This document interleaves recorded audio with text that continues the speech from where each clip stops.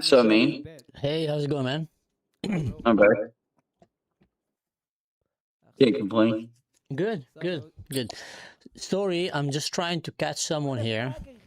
So I wish you a great day. All right. Well, good luck. You should probably not put that flag up if you want to get into heaven. Just a heads up. So you think, wait, into heaven? How did he get that? A shame. I should have probably talked to this guy. Assalamu alaikum. Wa alaikum salam. How are you?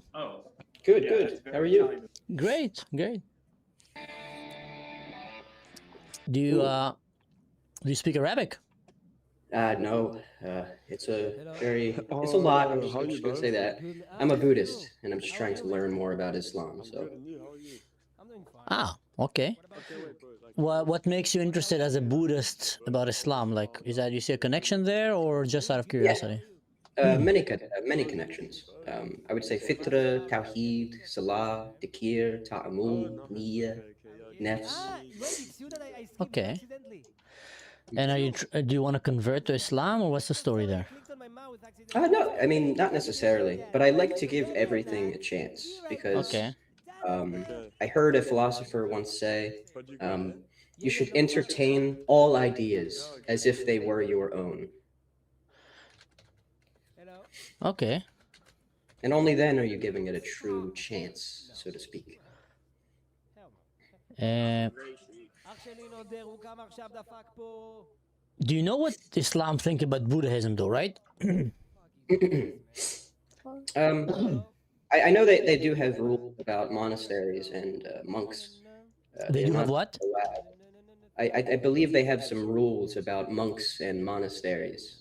No, what I'm talking about, the fact that they see Buddhism as non-Abrahamic religion and idol worshipping, you can call it.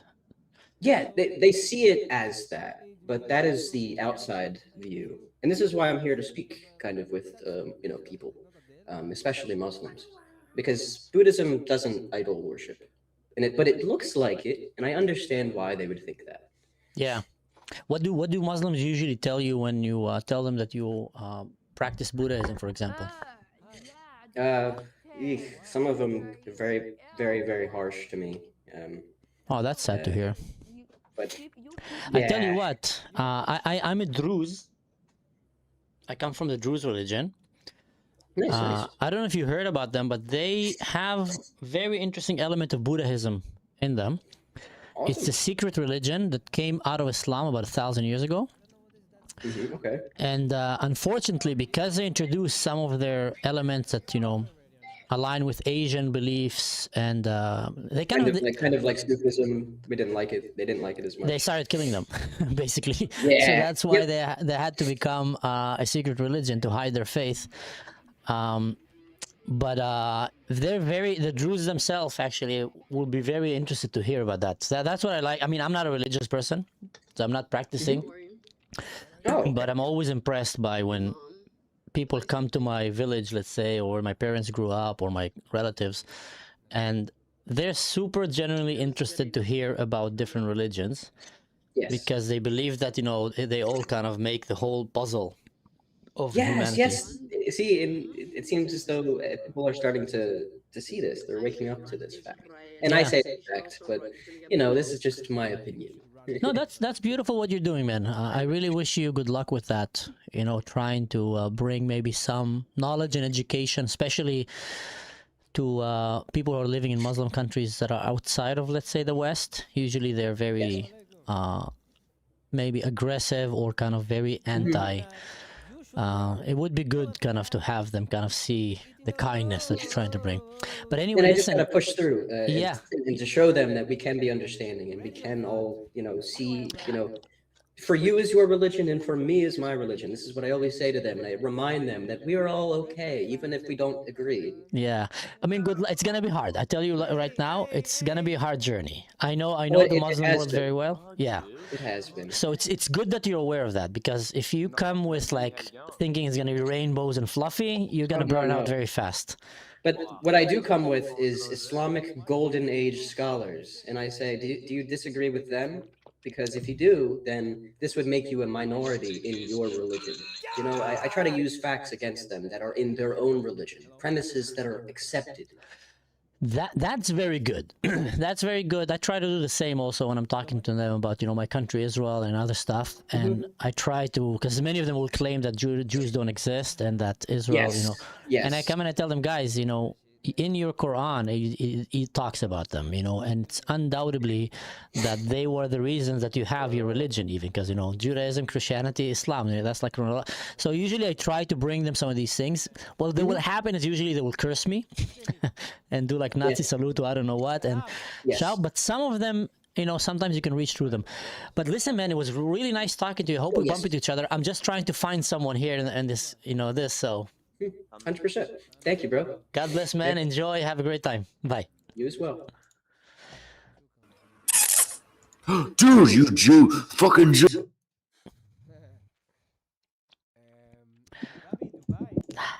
Goodness gracious. You get to see these. Oh, my God. Guy? That was disgusting. What was disgusting? I just had a guy in my video, pleasuring himself here. It's just disgusting. Yeah, that's kind of. There's a lot of obsolete people, isn't there? Yeah, Let man. me guess. You're doing. I know what you're here to do. You're here to debate people, aren't you? To have a conversation. If it goes to a debate, why not? What gave it away?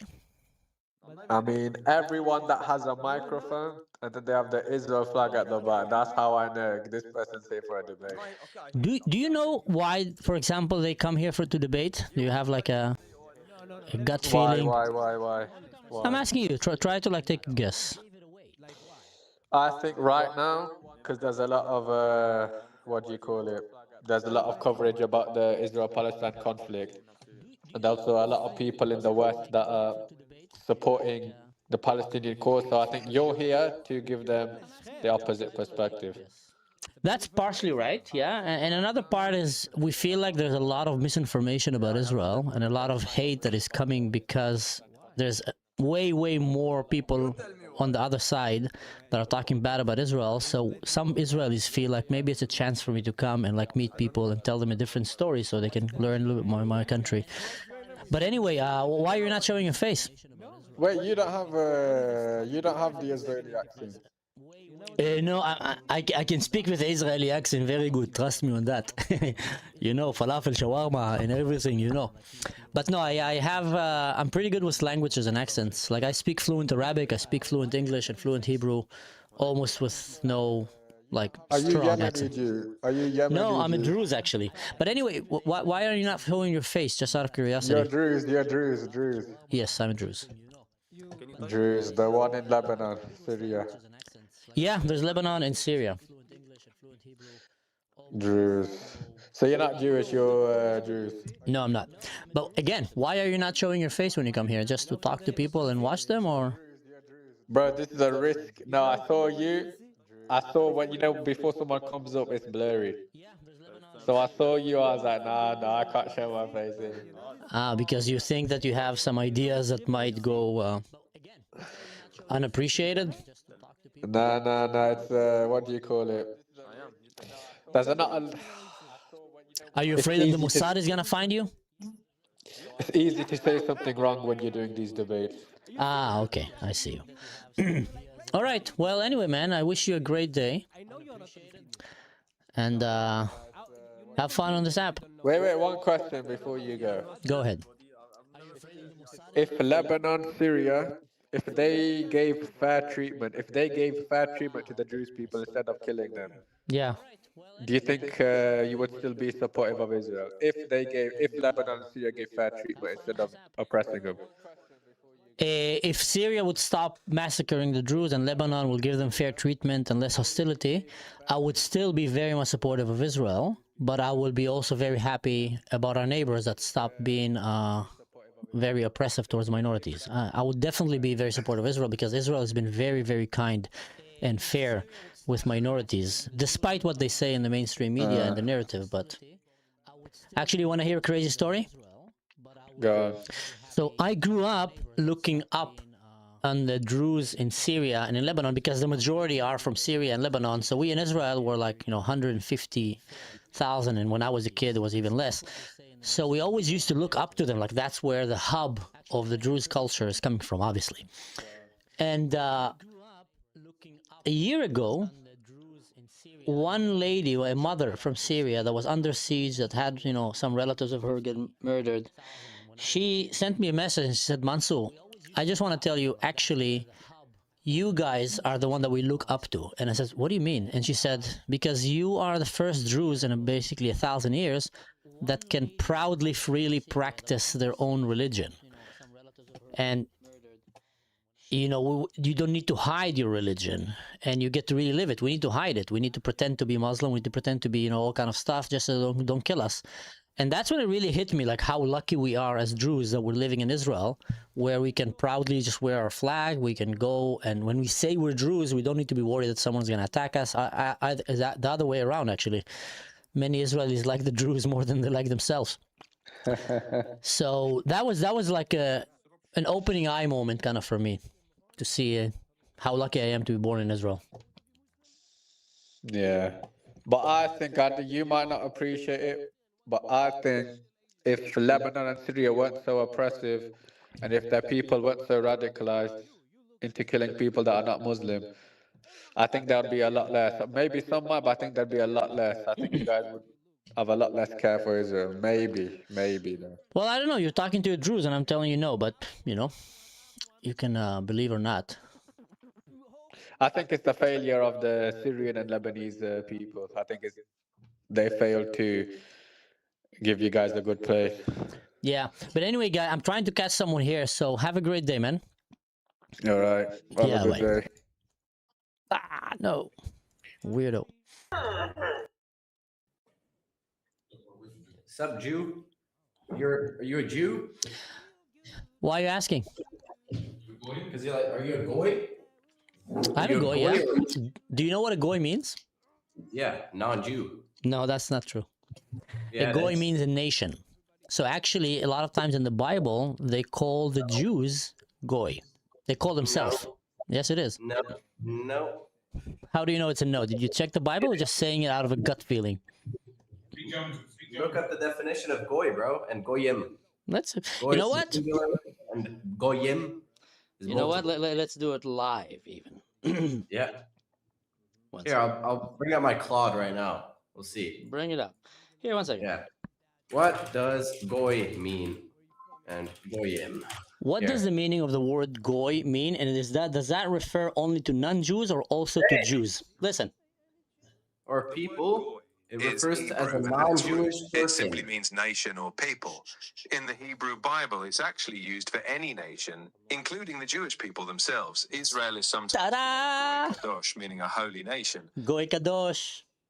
See, man, it's so easily obtained. It's just literally the word for nation, and it means everyone. Now, I know people like you who are extremely hateful and want to hate the Jews. You will really like that to be the case, but you don't know. You don't know history. You don't know nothing. You just come here and spit up lies. So educate yourself next time. It will be very... You just made a fool out of yourself, by the way, and this is live streamed. Would you like to say anything else? Wait, where are you live? I'm live on my own channel, Mansour Ashko. Would you like to go and see where you made a fool out of yourself? Yeah, bro. Yeah, what platform? Twitch?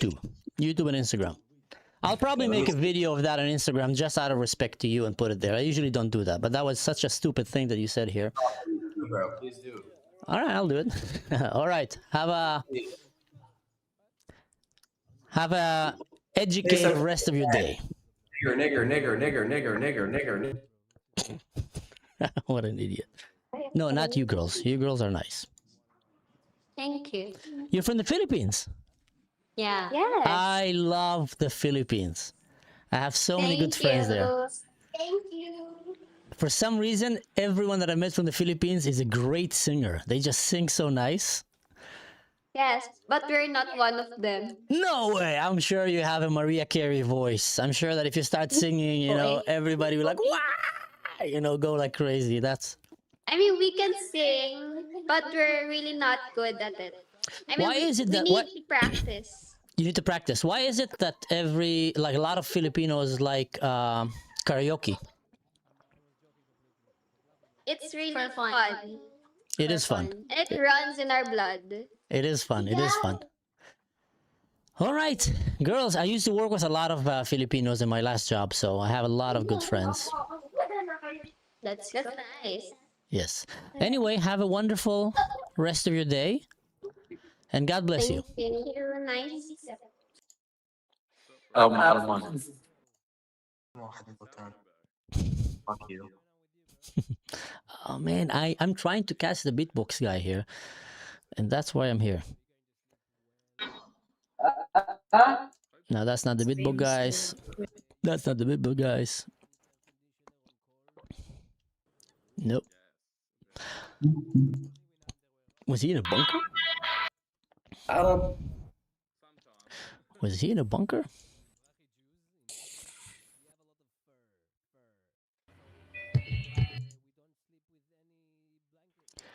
So yeah, for those you don't know, hey guys, I've came here today to catch Yoav, the beatbox guys. I really want to catch him here. Every time that I see him, I just jump here. Hey, how's it going, man?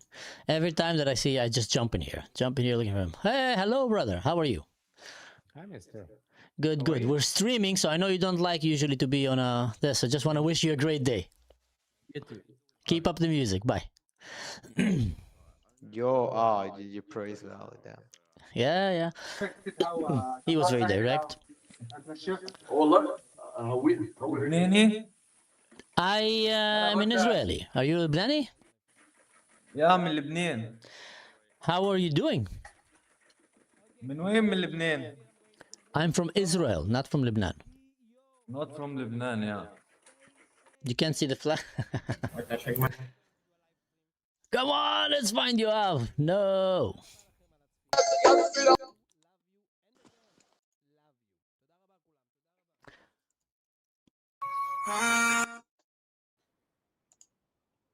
What's up, dude? Hey, how's it going, man? Good. How are you? I'm good. I see you are an American, right? Yeah. How are you guys doing there lately with all these assassination attempts on your president? I mean, we're doing fine. I don't know how they're doing. Do you think it's gonna get better or it's gonna get worse? Because it seems like that's the president that had the most number of assassination attempts. I mean, considering he's definitely the most divisive president we've had in a long time, sure, it could easily get worse. But by worse in like what way? Like I think he's already making a living hell for like the average citizen. So how is he making a living hell? Like how does it manifest? manifests to like higher prices, bad infrastructure, bad plans. Like if we're talking about like bills and stuff being passed through Congress, he's not passing as many as the Biden administration, who could be debatably said that that dude was on autopilot by his staff because he was so fucking old. Not old, but he was almost expired. Looking at Biden in his last term,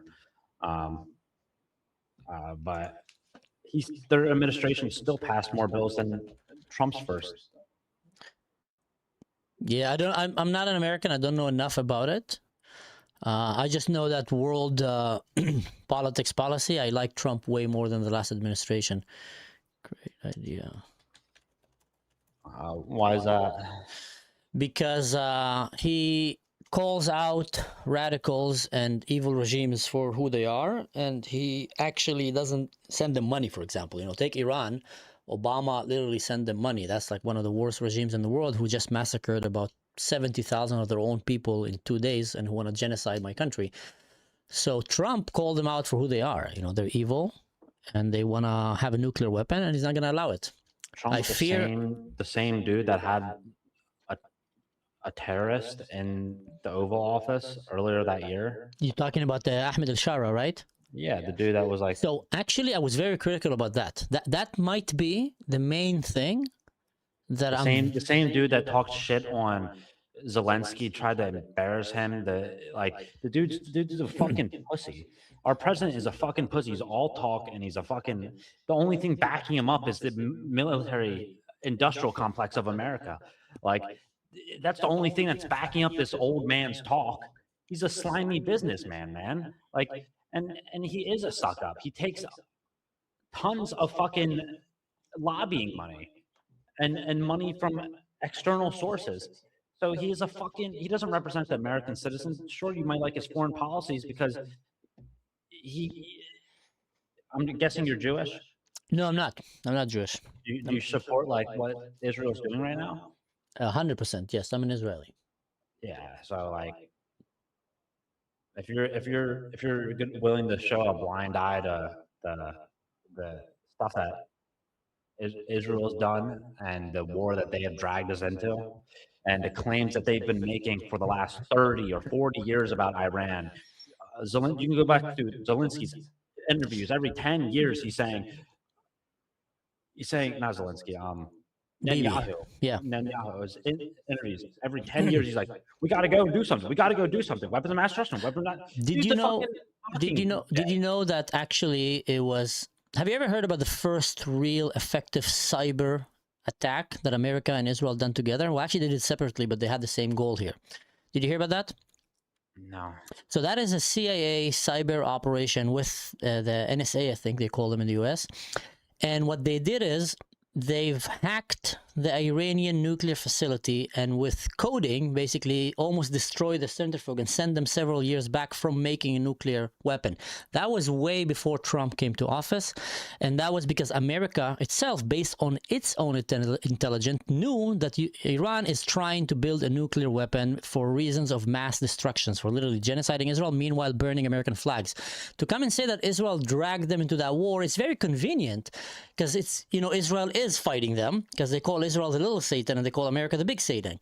But it's not really factually based on truth because it was an enemy of Iran, of the US for a very, very long time. And just because Israel was holding them away from building a nuclear weapon and America had incompetent administrations that didn't do anything to stop it, it reached to the point that actually they were about to have it. And that's when America entered thanks to Donald Trump. So that's not a very good argument just because it's been going for very long. It's been going for very long because Israel has been stopping it. The same president that ran on criticizing the opposition, that saying that Kamala Harris would get them in a war with Iran when the economy started to drop in a free fall. And that's exactly what happened. No, we're talking right now if Iran had... The economy started to go into free fall, and then he started a war with Iran. Listen, I'm not trying here to justify politically, internally, America, Trump, or these things. I'm just talking right now about Iran. That's what... And about the claim that Israel dragged America for the war. We don't care about what your quarrels are with Iran. We don't care. Like, so the average American would you be okay? Would you be okay? I'm okay with whatever happening. Let me ask you a question then. Would you be okay with America? Sorry, just give me one second. Would you be okay with Iran having a nuclear weapon? Yeah. You'd be okay with that? If Israel has one, the same people that kill the most journalists ever. That's not true. That's not even close to be true. In any war, you can go look it up. Do you know how many people died? How many journalists died in World War II and World War I? I'm not aware of the numbers, but let me ask you a question. Do you know how many people died in Syria by their own regime? Not long ago. I'm not talking about people dying by their own regime. Well, there was a lot of journalists who died there. Do you know how many? Well, that's not a war. It's okay if you don't know. No, that was a war. That was literally the Assad regime killing his own people. But 600,000. Do you know how many people died in Sudan? Killing its own people is not a war. It's a war of the government. That's even worse. It's a war of the government against its own people. It's not a war. It's a slaughter, you fucking moron. Okay, so it's a slaughter. It's not a war. It's not a war. A war is two sides fighting militarily. Mm-hmm. Educate me about war, please. Educate you about war? Something that more looks like what we're seeing in Iran between America, Israel, and Iran. And how many people died in that war? I don't know. Does the 60,000 people count as Who killed these 60,000 people? Why did they kill him? That's your excuse? Who But killed them, why? first of all? No, why did they kill him? I tell you why. Because they want to be free Why did from they kill him? Islam.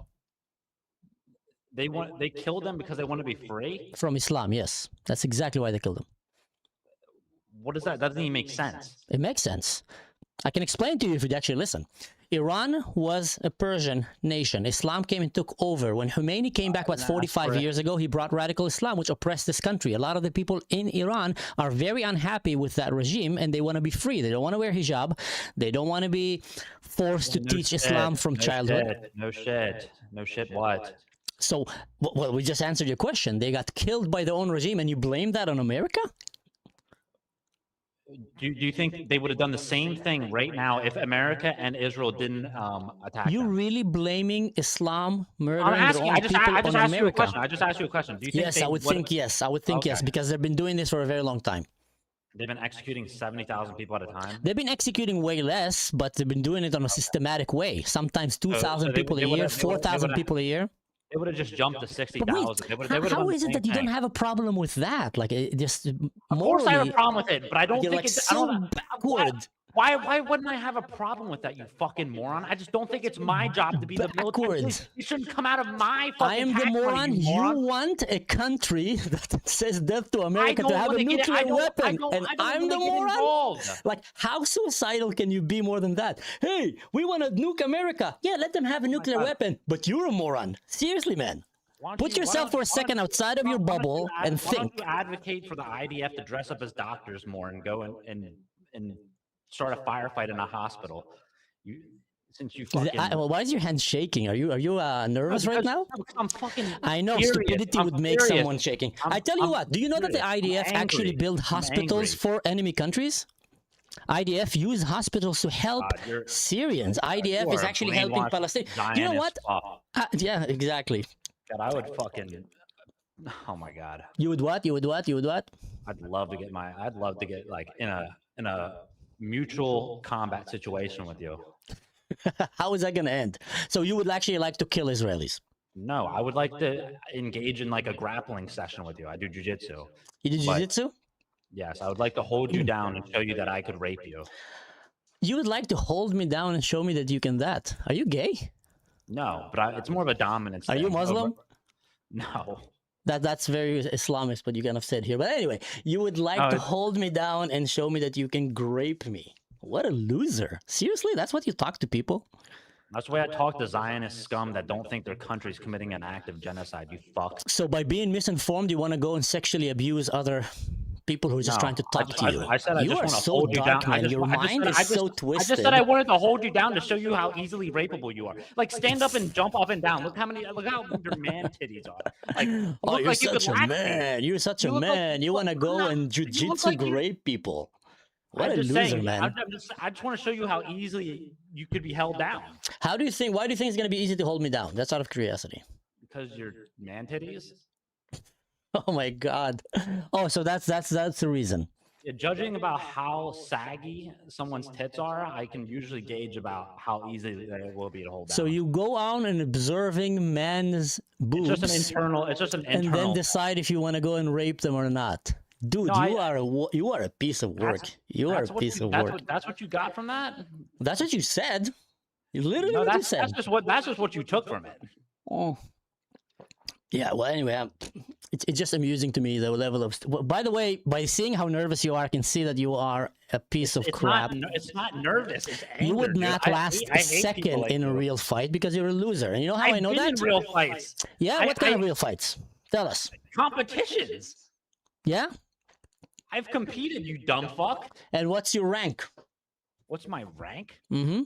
I'm an amateur fighter. I take fights on short notice when people drop out. Yeah, I've seen amateur fighters who are cowards. You're probably one of them. Yeah, I'm a big coward. Well, your hands were shaking while debating me from far away. You were scared of this conversation from I far said away. I was angry multiple If I times. was next to you, you'll make be me shitting angry. your pants right now, soiling your chair. You're just basically a pathetic loser.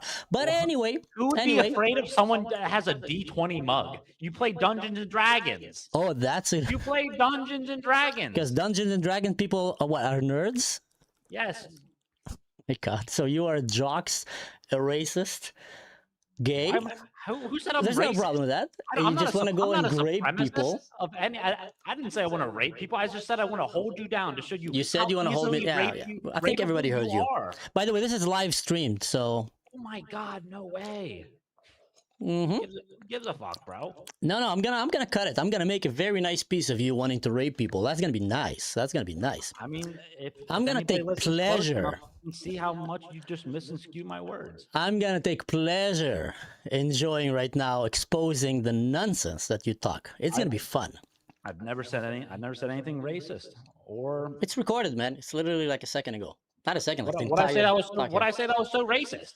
You said you wanna all the Jews and all the Zionists. You say you wanna grape people. You just said a lot of crazy things. Racism is not like where it stops. You I didn't say called anything. None of that was out against racist, D&D and I didn't like, say half you that. insulted almost every group in society What are that you exists, talking about? You from fucking nerds, D&D smooth people, brain? Israelis. You have a smooth ass brain if you said I just insulted every group. Are you hurt right now? Do you Like, think what's going on? you think that's the argument because you didn't I said really fuck insult Zionists, every group? and I said fuck you, and I said I want to hold you down to show you how easily rapeable you are because you're a fraction of a man. Don't you think that that's pathetic when someone would actually say that? Like Why? seriously, right now. Show you how unathletic you are. Show you how much of a feminine human body you have. You have titties, bro. You have titties. You should do something about that. Should I tell him, guys? Should I tell him, guys? Should I tell him or should I not tell him? Should I tell him? Should I tell him I used to be an IDF? It's probably a waste of time to tell him. I used to want to stomp Palestinian babies' heads. No, we don't do that. I was actually an officer in the special forces for many years. So I think I know a little bit more than you about combat and fighting. Not a pathetic loser sitting in his home threatening to grape people because he did some grappling. How many war crimes has Netanyahu committed? He haven't committed any war crimes. But anyway.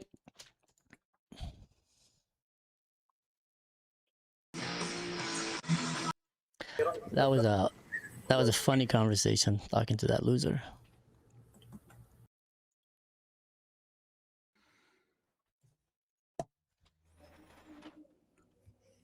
You are support Israel?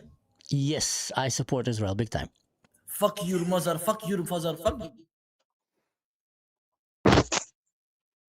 So much love is coming from the Muslim world. It's insane. And I missed Itai. What a shame. I really want to talk to him. I don't think so. What do you think about Likud? I think it's a party in Israel that have good things and bad things like any other any other political party in Israel. Do you support the right or the left? I'm probably more in the center in Israel. Probably more in the center. So you want like a ceasefire? No. No ceasefire? No, ceasefire will be a very terrible idea. We should destroy our enemies before they rebuild themselves and come to destroy us. So you want to destroy Iran? The Islamic regime of Iran, yes, the Ayatollahs, the government there. Yeah. Do you want to destroy the Turkish regime too? No, I hope not. I hope that they will not keep going down the path of terrorism and radical Islam, because then they will destroy themselves. We won't need to destroy them. So I really hope that they will go back. They are already going. Look at the Grey Walls. I know. They're going but they're still not there. But they're going down that path, which is going to be very destructive for them. Yeah. I don't know. There will be like a huge war. And you think Israel so? is becoming Orthodox. Israelis are becoming Orthodox? Yeah, like every Jew in Israel is becoming Orthodox. No, that's not true. There is Orthodox in Israel. It rose to 25% of the population. There will be a sort of infighting in Israel because a lot of the Jewish Orthodox don't want to fight. What's the point? Sorry, I didn't understand. No, I'm just saying what will happen in the future, in my opinion. I'm like Nostradamus. What does that mean, Nostradamus? Nostradamus was a you're like Nostradamus. I know. I thought you said I am a light Ultradamus. I misheard you. I think in general, religious religious people bringing more children than secular people is going to change the demographic of a lot of countries. I would say Europe, in terms of Islam, big time. It's going to change because Muslims in Europe bring way more children than, let's say, Christians and secular people. But also in Israel, we're having that, issue where you have a lot of ultra-Orthodox that don't want to work, don't want to serve in the army, but they're bringing a lot of kids. And it's going to be a burden on the society economically and security-wise. So, that definitely needs to be done. But what's your views about it? What's your views about Israel? I think that religion is good. That's very general, but okay.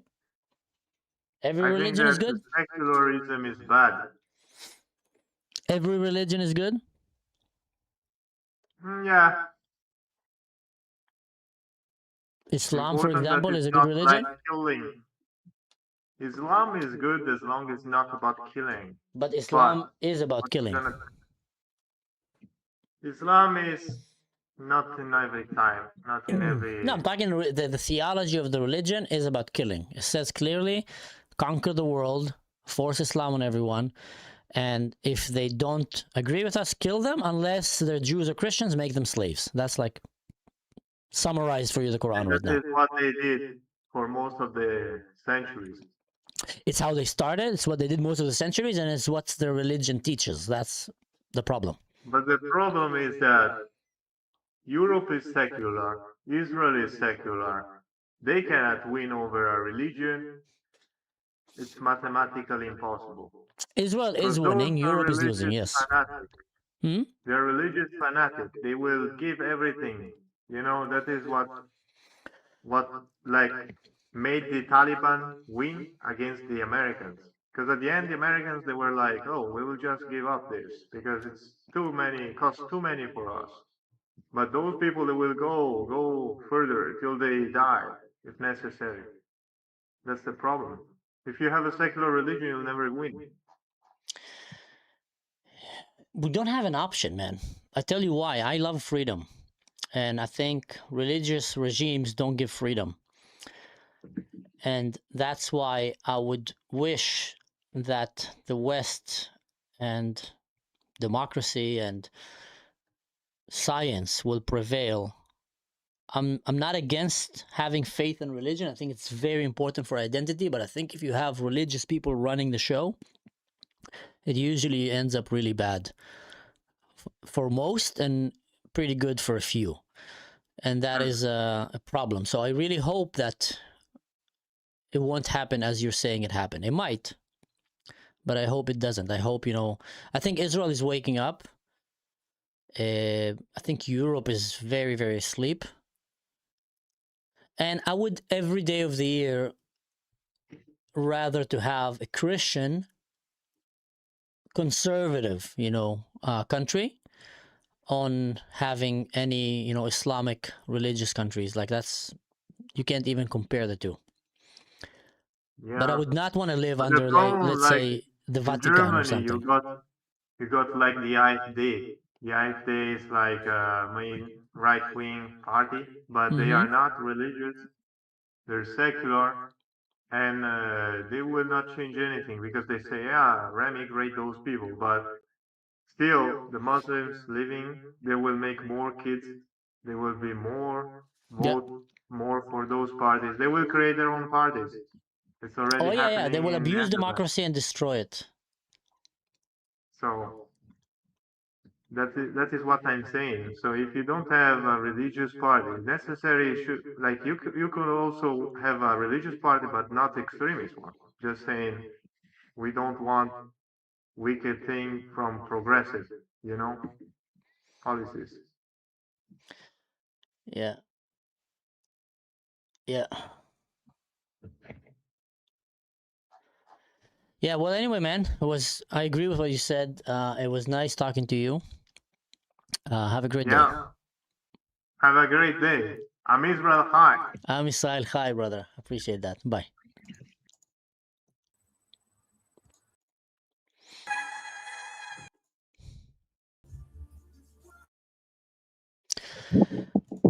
Again, this creep. Goodness gracious. Not you. Talking about someone else. My God. Oh man. Hey, how's it going, man? Pretty good. I'm just hanging out. You're singing what? So just hanging out. Ah, okay, that's cool.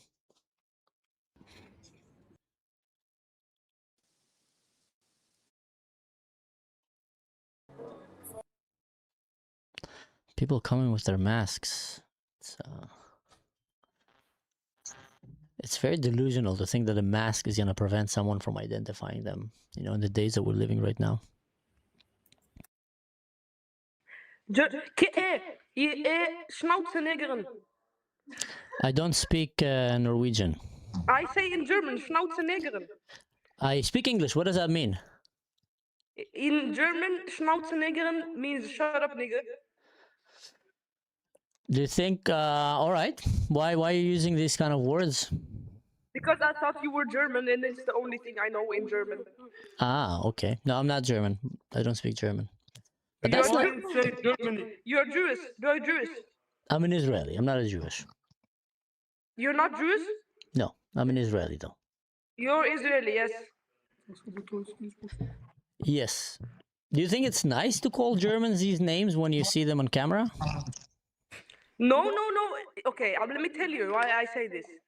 Because I don't know anything else in German. The only word I know in German is shut up, nigger. Well, learn to say Schmetterling. That's a butterfly. That's a nice word. Say next time. Schmetterling. Yeah, Schmetterling. Okay. Schmetterling. It's a cute word. That's a butterfly. You support Israel, yes? Yes, I do. 100%. Yeah, I think it's a great country. Yeah. Good for you, man. Good for you. Thank you. Thank you. What about you? You support Israel? I think you guys are thieves. Thieves? What did we steal? You are stealing countries all the time. You don't want any. Always steal. You don't have anything else but steal. Your life Which country is did we steal? You are like you know Kurdish people. No, I got Stealing. yeah. It's you guys. Kurdish Just for people are countries. when you Just for countries. You are like country thieves. But it's okay, okay which because it's funny. you It's are funny that taking- you're saying. Let me talk for a second. I'll tell you something. It's funny that you're calling the people who had their land stolen from them as the thieves. The Kurdish people are probably the only group in the Muslim world that was never given their own land, and you called them thieves. Israel came why are back you to their talking about country. Islam? Who started talking about Islam? You Why are said the talking about Kurdish. Islam? I'll explain to you about Islam. I'm talking about Israel. You guys have been long time ago. You only take. You don't own Israel. It's not your fucking country. Oh, do you know the name Israel? Oh my God. Hey, which games do you play, man? A lot, but recently a lot of Rust, Daisy, so a lot of survival. Oh, I love a survival game. I never really got into Rust because I felt like it's probably a long game. Like you probably need to play a long time. Do you know what? I'll tell you now. I've just jumped on a game called Daisy, which it's actually probably like 12 years old. Yeah. But they've got new servers that are coming out all the time. If you've not played Daisy, fucking get on that one, bro. It's really I've heard good. about that. I've been waiting to play. I'm a father, so sometimes it's hard for me to find the right time to do it. But I started playing Arc Raiders. So I'm a father as well, but you know, sometimes on an evening I get an hour. I need it. I know. I started playing Arc Raiders. Listen, is it good? Because this is, I think today I'm going to download. I've just seen too much. It looks amazing. Listen, Arc Raiders. Well, you're joining it now when it's already kind of as I speak, so a lot of players know the game already. But don't get distracted by that. It's probably one of the funnest survival extraction games I've played. Yeah. And the reason for that is because it had such a cool community where the proximity chat is so well oriented into the game. So you actually play so much together, and the PvE is so difficult. That you still have PvP, but sometimes it's like sucks because you can kill one another and get killed by an arc. Yeah. So, but I give you a tip: if you play solo games, lots of friendly people, you play duos, half. You play trios, shoot to kill, don't talk. Right, yeah, just fucking, yeah. Everybody's there to murder you and steal your stuff. Like the same on this, it was really funny. It's straight, depending on what server you go on, you know, some are quite remote, some are quite busy. But I spent the first week genuinely not meeting anybody. But then last night I met 5 Spanish guys who I just jumped in. But weirdly enough, I spawned about a meter away from them, and there's just me with like a naked body and nothing. We're just saying, I imagine there's me just naked going, "Are you friendly?" And they're like, "Yeah, we're friendly." And genuinely, we had the best 8 hours. I learned some Spanish. We grew some cannabis together, and it was great. It was you cool. grew some cannabis in the game. On DayZ, they've now got a new mod whereby you've got like a what do you call it? Like a bit like a gray zone where you can go and sell other items to other people. So it's like you can't shoot each other in this particular area. You can just go and like do dealings, but you can actually now grow marijuana. It's really hard. You actually have to get the glass for the greenhouse. You have to get the soil. You have to get the fertilizer, the seeds, the water. But you can basically grow. You're in the game, and you can grow marijuana to obviously sell for money or for other items. Maybe you swap for a tank. It's fucking dope, though. That's crazy, man. We ran a 6-man growing operation for like 8 hours last night. Is it like illegal in the game? You have like law enforcement who are gonna come and try to bust you, or you have raiders who are gonna come try to steal your stuff? A signal comes up on the map saying like there's a weed factory like in the vicinity, so they like let the other players know that like we're gonna come and try to raid it. That's it. They try and raid it. So yeah, you just got to kind of like what you'll do is usually like 3 of you will go out and forage. 3 of you stay, and you just take it in turns, kind of defending the base. But it's all. I mean, I'm 35, bro, and I'm finding it enjoyable, So. Oh, listen, I'm 43, and I'm finding Arc Raiders so much fun. I wish I had more time to play it, but I find it so much fun. People say it's like a social experiment almost, because it shows you so much about human nature, but in a fun way, like how easy it is to trigger people against each other sometimes. But also how players' kindness sometimes overcome, some bullying and stuff. It's just a fun game. Just a fun game. By the way, how is parenting going? How is being a father going for you? Thank you. So I'm relatively new. So my son's just turning about 8 months in a few weeks. Wow. But it's the most enjoyable experience. Congratulations, man. Do you know what? I don't want to speak it into existence, but I feel like me and my partner, we've had a very easy run. He's a very happy, easy boy, to the point that he's 8 months, but the boy sleeps 10 hours a day, a night. He's brilliant. Put him down, on an evening. The guy literally, to the point, even the other morning, I have to wake him up like, you want to get up? Which is awesome. I know it's going to change. I've heard. Yeah, just enjoy that. It's gonna change for better. No. I'm telling you, I always kept hearing from other parents, it's only gonna get better, and I didn't believe it. I thought it was just something that you say because it's like the nice thing to say. Because I looked at it and said, I enjoy this so much. Like every stage, I thought this is a peak human experience, and then the next stage was better and better, and then I thought it's gonna last until the age of 5, and that's it. After that, he's gonna become he stopped being like toddler and cute. He's 7 now, and it's getting better. It keeps getting better, man, which is like, mind-blowing. But I tell you one very good kind of tip from experience. Yeah, please. You will start enjoying him more when he becomes about 2.5 years old. Up until then, it's a lot of fun emotionally, but like he's with his mom. He needs, the milk. He needs, you're just a muscle and a calming voice around, Do you know what? I think that's one thing I've noticed is, because bear in mind, like you said, the nurture side of things. I mean, pretty much other than the breast milk, there's nothing I can't give the boy. Love, attention, time, energy. Conversation, for example. But yeah, it's a strange old time because it's like, you're like, I fucking love this thing, right? But I think most men are excited about the influence, right? So can't wait for him to turn into this little boy. And well, you can start teaching him stuff, and also when he starts interacting with you, that upgrades to a whole new level. And I enjoyed every level, but the moment that he started talking and you start feeling like you can teach him stuff, teach him to be brave, and they're learning, they're taking it in, and it's I mean, hey, look, my boy can do. I've got lots of interests, not that he has to have any of my interests, but I'm looking forward to kind of sharing stuff, and I mean, to the point, I'm a bit of a nerd. I've collected all my old consoles, so in my idea, I love this idea. Maybe I kind of jump him, not just straight into a place, as in let's relive some of the things that I relived. Bearing in mind, I'm 35, 90s child. I bought my kid this.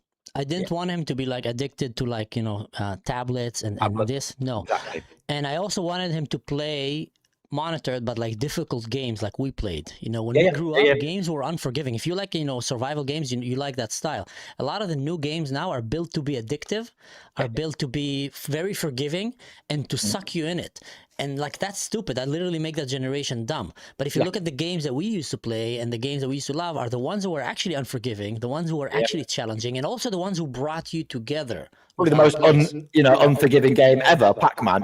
But this idea that something got harder and harder, and I think that a lot of the games nowadays, hence why I'm 35 and I'm finding them so stimulating, like almost overstimulating. I could only imagine what a young child or a young adult, teenager would be feeling. So as in, like, imagine I played 8 hours last night. My partner was asleep. I played 8 hours of DayZ. And I'm a grown-ass adult with, a child, I would say. But yeah, I can imagine this dopamine fix, It's why these games are so fast-paced. It's like they're, the kids' brains are probably like, fucking... No, they can't handle it. They can't handle it. If you don't They can't. protect them from it, if you don't protect them and watch them over, they will really mess up with their brains, I feel. Do you know what the thing for me was about? I've got a lot of friends with children, that done it a bit sooner than I did, but they feel that they are disconnected from their child. And that's because they've put them in front of things that they do not assimilate with, right? So fucking Cocomelon and SpongeBob SquarePants and all of this shite that they make their kids watch, right? Yeah. And then you wonder why your kids, you're like, oh, my kid's annoying as fuck, right? Because he's been sat watching shit that you can't stand. So for me, it's like I wanted to say, well, this is what I loved as a child. I believe it's like there's no harm in games like Zelda, Ocarina of Time, and these classics. So the idea is I want to introduce him. So maybe he hates it, maybe he loves it. But if he loves even just one thing, at least we've got things in common. Whereas I don't want a child, It's like I'm a godfather as well. I've got 2 god kids, and I'll be honest with you, like what comes out of their brain, they're 9 and 14, like brain rot, fucking, like TikTok dancing. It's like this. It's like they're all autistic. I love them pieces, but part of your job, in difference than your parents, would be to protect your kids from these things. Our parents did not need to be the parent of the year. No. To protect us because they didn't exist. They just kind of let us loose, go play BMX, play some games, come back. And there wasn't so much like harmful content online so easily available. And we grew up fine. And I feel like these kids now, we need to really learn how to protect them, because the level of like damaging kind of content that is out there is crazy. But do you mind if I ask you like a personal question just out of interest? Absolutely. This is why I'm here. Yeah. So some of the nicest, sweetest people that I've met here in Germany had face tattoos. Sometimes like, very covered, etc. But I always wonder what make you decide to put a tattoo in such a visible place? Because that's where people look at you all the time, and then they're like, the tattoos are over. Is it something that you regret like now, or still happy about it, or what made you do it? Good question. Do you know what? I'll be completely honest, because I'm a YouTuber. I do a bit of streaming, and I think it's important to talk our truths. But no, for a long time, I'll be honest with you, I think I was born even as a child, an addict in some senses. So, very addictive personality, fine. Got diagnosed in my late 20s with ADHD, right? That could put some cap on maybe why I've done certain things. But if I'm honest with you, it's not really got much to do with that. Genuinely, I was obsessed with tattoos from young. 14, 15, I used to genuinely look at, like even my granddad, I used to love and obsess over his old school tattoo, just the one.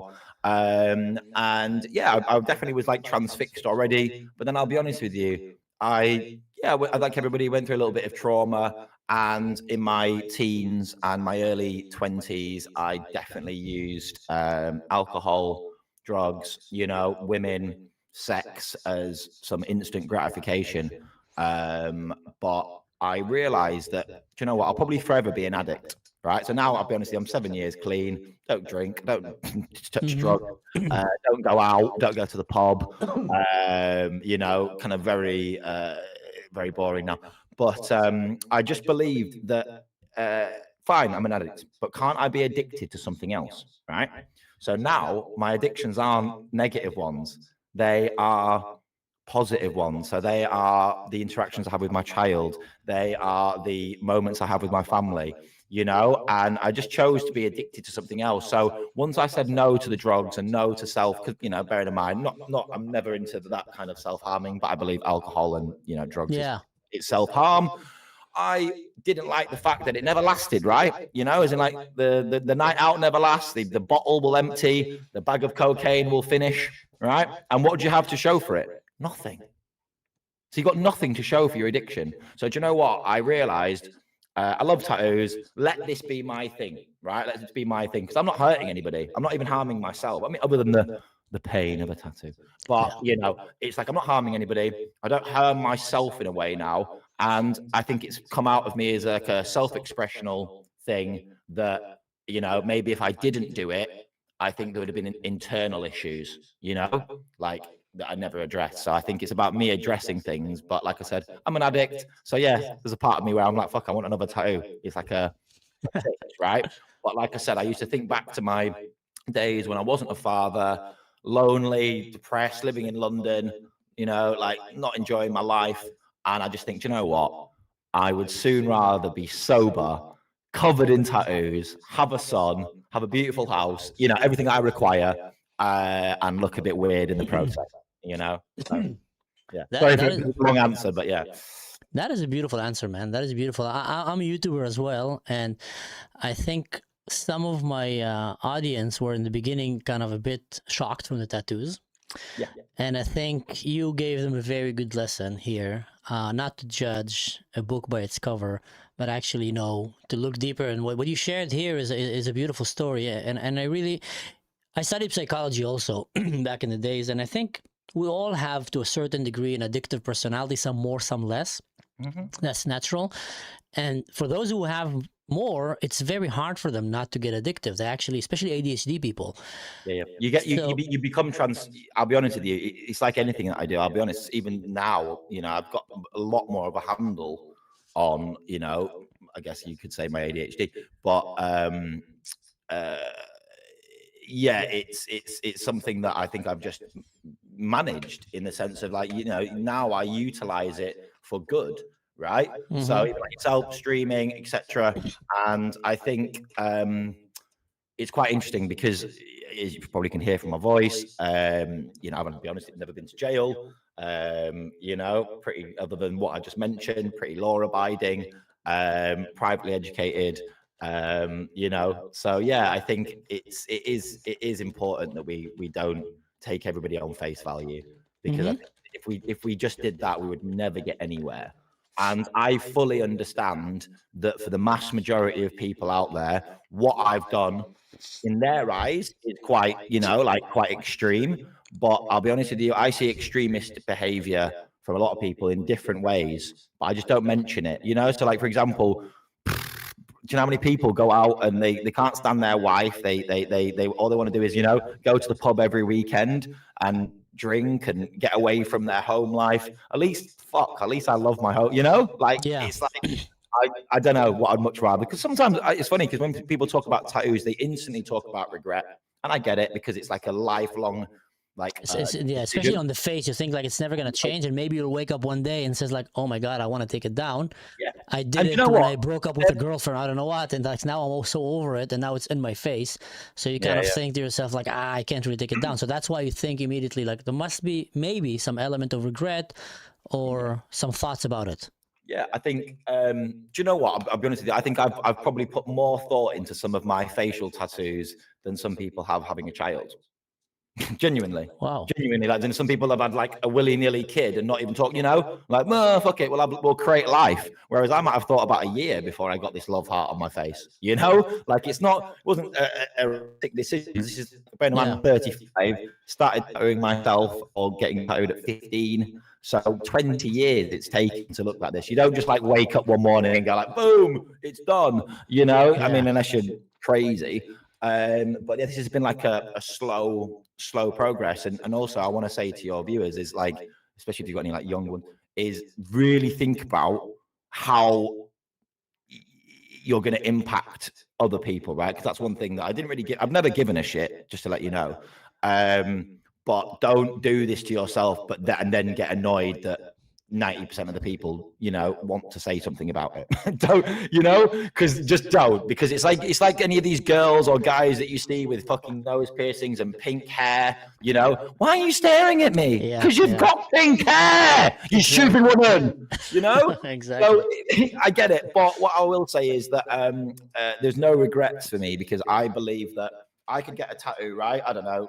Fuck knows, this one here, right? I got that one when I was 18.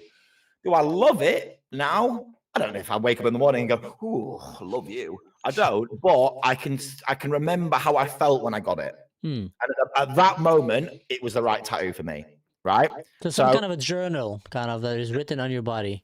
A journal, exactly. And you know what? It'd be like saying to somebody, like, I sometimes do believe this. It'd be like saying, like, do you regret buying your Mercedes? Do you regret having your children? Do you regret meeting? There's so many regrets we could have, right? Yeah. But I just try and live a life of none. And like I said, the way that I believe it is that as long as you are not harming anybody else with what you do, and it's truthful and honest, then God will it, Yeah. Like, yeah. And like I said, I like to challenge the norms. And what I do find is that people's interesting, because you said that you studied psychology, right?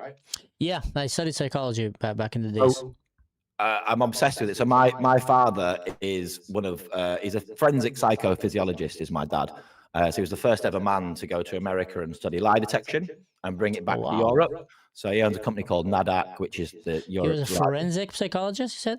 A forensic psychophysiologist. That's what you call a lie detector. That's the official name. Okay. So detection through psychology, sociology, physiology of the body, etc. So so weirdly, and I love psychology, and I'm always interested in this idea of like where we've got this idea from that people with tattoos are either criminals or dangerous.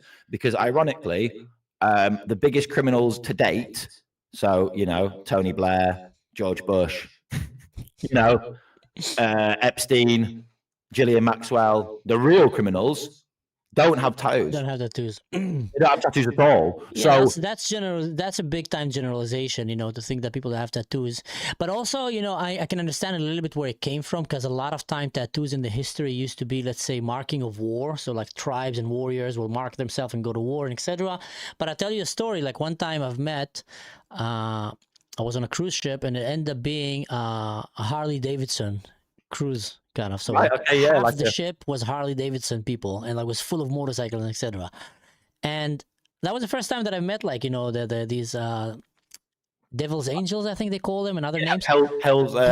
Sorry, Hell's Angels. Yeah, exactly. Yeah. And I tell you what, man, most of them were super, super nice. Actually, all of them were super nice, super kind, and they just had a hobby. They just like it. So maybe the stigma started in the beginning when it was like gangs and fighting, but it became kind of more of a cultural thing. And I think with tattoos as well, there is like that stigma from in the days, some sicarios and some criminal gangs that will mark themselves, and some tribes.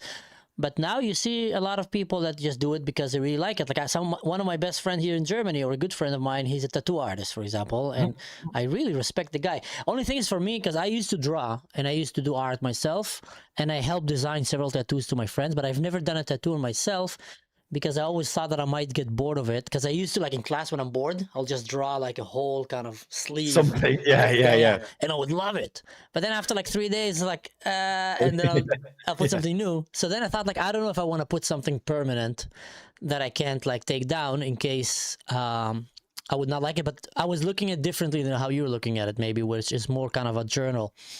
And some people on the channel, he wrote something that people say very nice. I want to read it for you. Someone, respect this man. He did things that not everybody can do. And someone else is saying, the same one actually, is getting yourself from shit into good life. And I appreciate that. And I think also gaming also, like my brother was a criminal and was a thug and a fighter. He was like a street fighter when he was a kid. And one day I took him out of the street and I surprised him by buying him his first computer. And I put a computer back in the days, and I had the screensaver that was jumping with his name on it, Yeah. And he shifted. Let's go back to that. Let's go back to those days. Yeah. He shifted from that all the way to becoming call it super kind of nerd, but still a very rough nerd that came from a crime world. And it saved his life. It honestly saved his life, because he would have probably ended up in the streets sooner or later, you know, dead.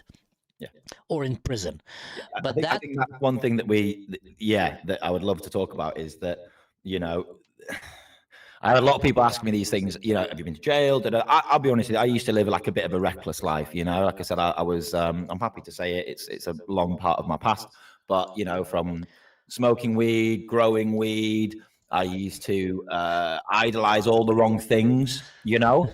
Now you do it in the computer. Yeah, so do you know what? And it's like now weirdly enough, you know, for 12 years I worked as a professional photographer and journalist here in London. So ironically, again, I quite like when somebody will try and stub me, but I'm like, you know what, my client list speaks for itself. So, you know, I've been very fortunate to do some great work as a photographer and travel and meet people. And again, that will open your eyes. And, you know, I've been very fortunate to live abroad, have partners that are not English. There's so much out there for us guys, you know, like, yeah.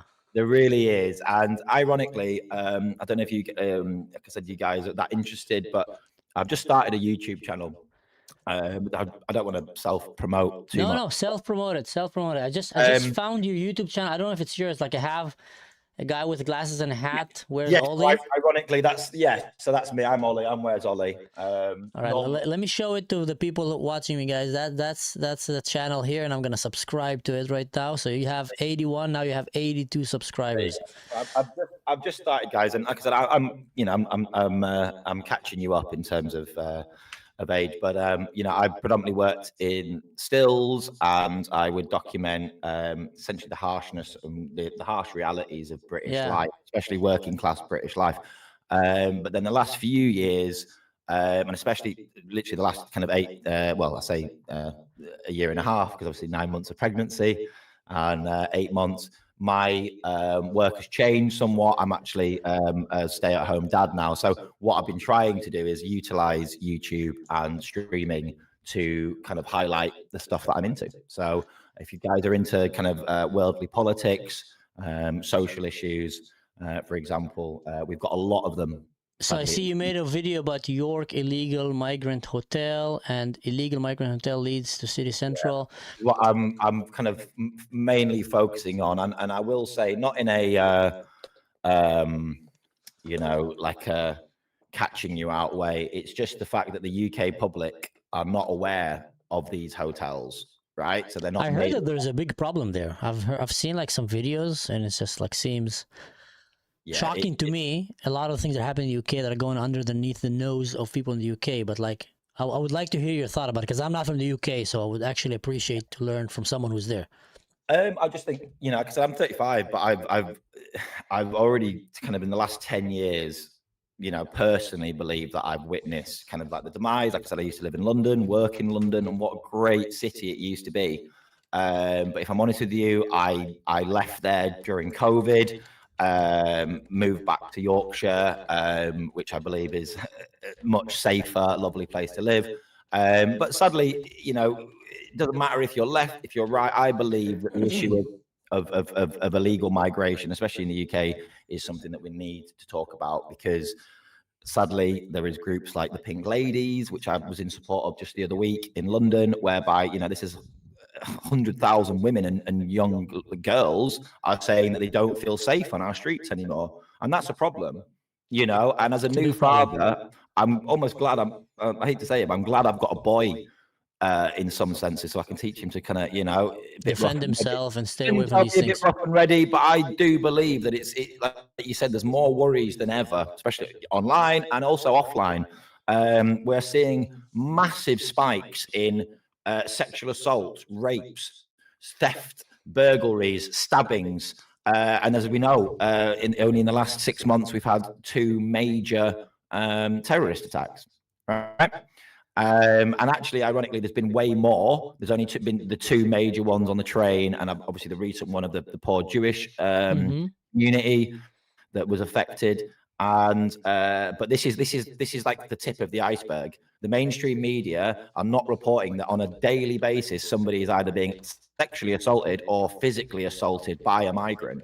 And I'm not, And when I say this, guys, I need you to understand there's white criminals. There is white paedophile and fucking hang them all, right? This is not like a race thing. No, it's not. A bit like, say, for example, there's an issue in Thailand with white nonces going over to Thailand and using children. That's Thailand's problem, sadly, right? It's their problem and they have to sort it out. So it's a bit the same here. So, you know, I know what happens quite quickly is we live in a generation where they throw words around. So, for example, if I highlight migration because I'm white, I'd get called a Nazi, right? I think you should not. My advice, because I started also like I'm a non-Jew, I'm a Druze, which we come from a very small minority. Like I mean, the smallest, the Druze. It's like one of the smallest religions in the world. And can I say one of the most beautiful flags? Yeah, it is. Ironically, it's one of the most.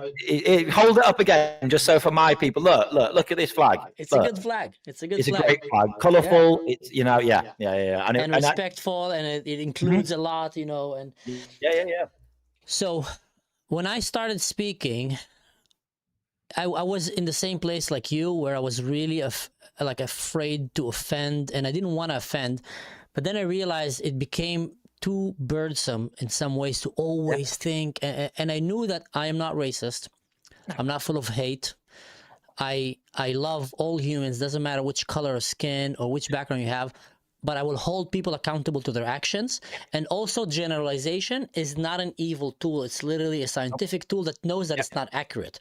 So when I come and I say Germans are very organized. Yeah, there is Germans who are not organized, but in general, they're way more organized than Israelis, for example. Yeah. And when I come and I say illegal migration is a problem to our society, it's obviously a problem. You can see it. Like, you can see some countries that had almost no sexual crimes, and then it spiked up crazily when illegal migrants came.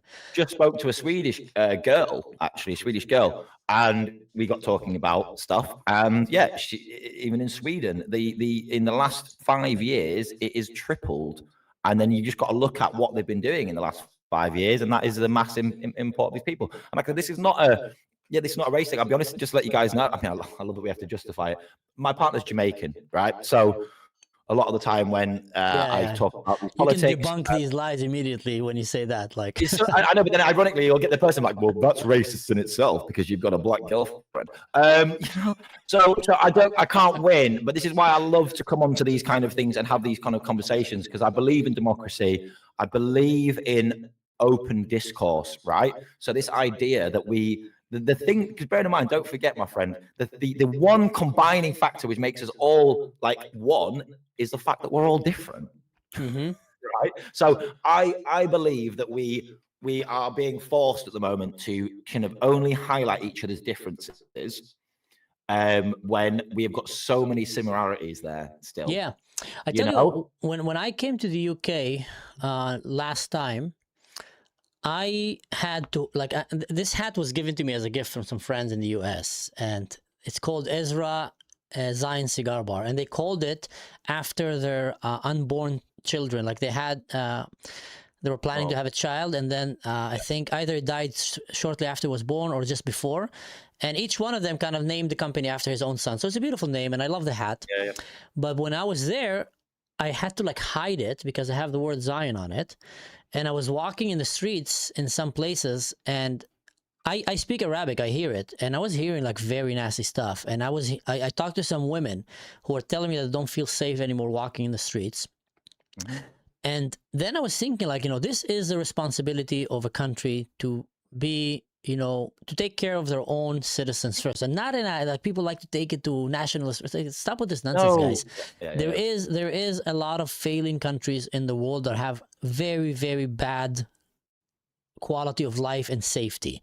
And then you have good countries that manage to figure out the game, and they give, freedom and equal rights and protection to their citizens. And you're lucky if you're born in these countries. You're lucky if you're born in the UK. You're lucky if you're born in Germany. You're lucky if you're born in Europe. If you're born in Israel, if you're born in America, some place Canada, you're lucky if you're born there. But if you look at the history of mankind, it's been full of wars and oppression, on steroids. This is a very rare situation where we're living right now. And to come and just think that this privilege that you were born in was given to you just because it's the right thing and it's fair and that's how it works everywhere, it's dangerous, it's delusional, and it might actually destroy that. Yeah. It might actually I destroy mean, that. So then you have the people who sacrificed, the people, the brave Brits who stood up against Nazi Germany and literally for a very long time held the gate for humankind. Can you imagine how, right, so bear in mind, I've been attending some of these protests, I've been to quite a lot of protests as well. By just filming, so by just documenting what's going on, I can't lie, I had some pretty horrific things hurled at me, physically and verbally. And one of them was, and the main one was this rhetoric in the UK that like anybody that's proud of Britain or wants Britain to be better is a Nazi, right? But ironically, the people that are telling you this are mainly Antifa, which ironically are they believe in socialism, which the Nazis also were a socialist party. So what I kind of like to remind people is, bearing in mind, I'm half Scottish, my surname's, Scottish, grew up in England. What part of me would ever represent the German Socialist Nationalist Party? Just wouldn't happen, right? So, and also, ironically, it's like you say this, but then kind of like the Antifa lot are the most violent and the most unforgiving group of people I've ever met, So ironically, the far left at the moment, in my opinion, that's why we look at Nigel Farage. Obviously, he's just becoming into power. We've finally booted out the Labour government and, Greens and Conservative and Tories at the bottom of the pile. So it kind of shows that there is a shift. And it's not about, like you said, nationalism. It's not about we want this pure country. Nothing about that. I think we want safety. And also, when I talk about this, guys, I want to just try and make it very clear. When I talk about illegal immigration, let's just focus on the first word. It's illegal. It's illegal, right? This is not like me. Like, I used to live in Berlin. I used to live in Amsterdam. Do you think I got a dinghy? Do you think I swam the channel and threw away my passport and lied to you about my age and my name, and then came to this different country and just started to utilize their free healthcare and the fact that I don't even need a job, you'll provide me a house and everything paid for, and even my children. Don't even have to pay for my own children anymore, right? Mm-hmm. This is a problem. This is a problem. And what I find interesting is the fact that when we talk about safe routes, right? People that are coming from sub-Saharan Africa, Sudanese, Somalian, do you know how many safe routes they've been through to get to England? No, how many? About 7. So as in, the actual law is, if you are facing purgatory or, fear of your life due to war, the idea is that you migrate to the next safe country, right? Yeah. Because, for one, why do you want to leave your family and your kids away, right, while the men fuck off, because that's what's happening, right? Because when I document, so guys, if you do have a second, watch these videos, because they're not women and children. They are all military age men. Yeah, they are. And no, but if I went to these hotels, because I got called a racist for just documenting this, right? So just even thinking about, I want to go and document this. Got called a racist, a nationalist, all of these things. When actually, like I said, if I'd gone there and I'd filmed loads of women and children, that would have been the truth of it, right? I would have showed you all, and I wouldn't need to be upset, because I said, you know what? Yeah, look at this refuge, look at this aid that we're providing to women and children. But sadly, all I saw was 500 men that didn't like me and were telling me to fuck off. And don't like your culture and don't appreciate your culture. They don't appreciate my culture. They don't really appreciate my religion. Don't appreciate our women. And this is like I said, this is not a race thing. This is, like you said, it comes down to morals and a morality thing. Because, like I said, how can we endorse people like Hamas? Because that's what's happening here in the UK. We've genuinely got left-willing people mind-blowing for Hamas, but then stood next to a transgender person. Yeah. None of it makes sense. So a bit like you, if I don't talk about this and I don't verbalize it, I'll probably go insane, because I've been documenting it, right? And they're going, free Palestine, yeah? And with a trans flag next to them. Yeah, well, ironically, if that particular person went to Palestine and said, free, they'll free his head from his body. They'll free his head from his body. You're a gay boy, you're a rent boy, whatever, right? So they'll kill him. It's like... And this is the truth of it, right? And like I said, that's fine. Do what you want, because there's 22 other Muslim countries. If you want to go over there and go and enjoy that life, because don't forget, guys, even in the UK, this is a fact as of like late last year or early this year that nearly 30%, 28% of British-born Muslims want Sharia law in the UK.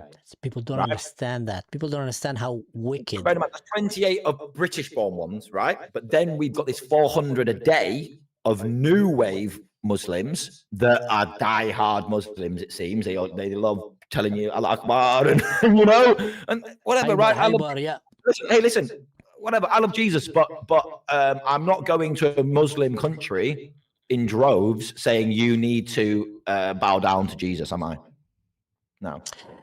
You know, I know Islam very well because I was a negotiator in the army, and you know, I speak Arabic, and I served in the special forces in the IDF, so I was quite a lot behind enemy lines and you know on the defense. And I studied also history and psychology and the history of religion, so I got to know Islam pretty well, and the Arab world. I would say more important because there are a lot of people that know history better than me, but I got to know the Arab Muslim world very well.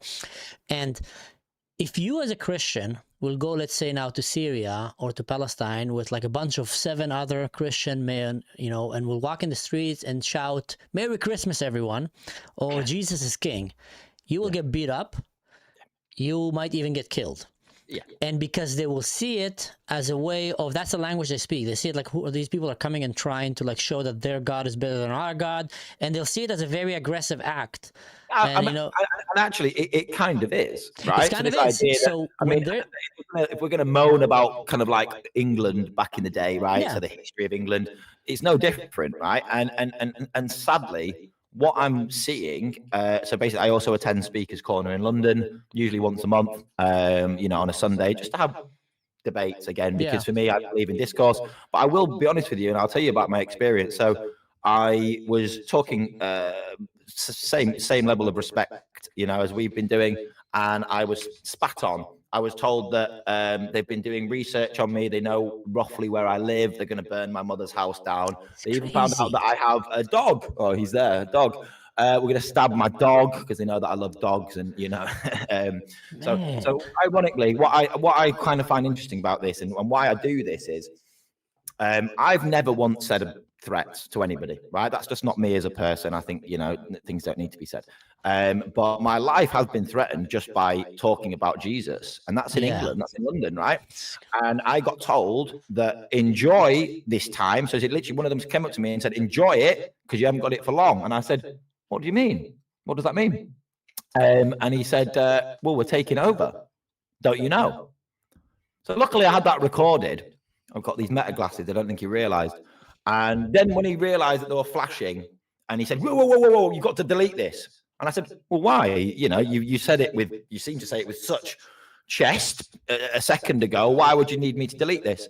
And it's because he kind of realized that he'd exposed the bigger plan that he very much wants to be a part of. And this is the idea that we are going to bow down to Allah, and that England is finished, England is washed, England. This is like remand for the fact that we've been such a colonizing country. And look, the humor in me wants to say, well, listen, if you've let this tiny little island of Christians dictate to you, then you should have fought harder. You should have fought harder. You should have told me that. It's like the Muslims that are crying about the Jews there, you know, in Israel. I'm not being funny. They're a pretty small minority of the Jews, and the Jews aren't exactly known for wanting a fisticuff, are they? Yeah, they're not Vikings. Yeah, they're not Vikings. They're not violent. So again, if you can't manage to get a handful of Jews out of your disposable, land, then that sounds like a you problem. You know. But don't, you know, I'm sorry, I can't help history. It's, you know, they don't like the fact that, you know, we're heading towards maybe the 11th Crusade, and sadly, like the 10 before, Christianity won. And you know, I'm not saying this. Thank God.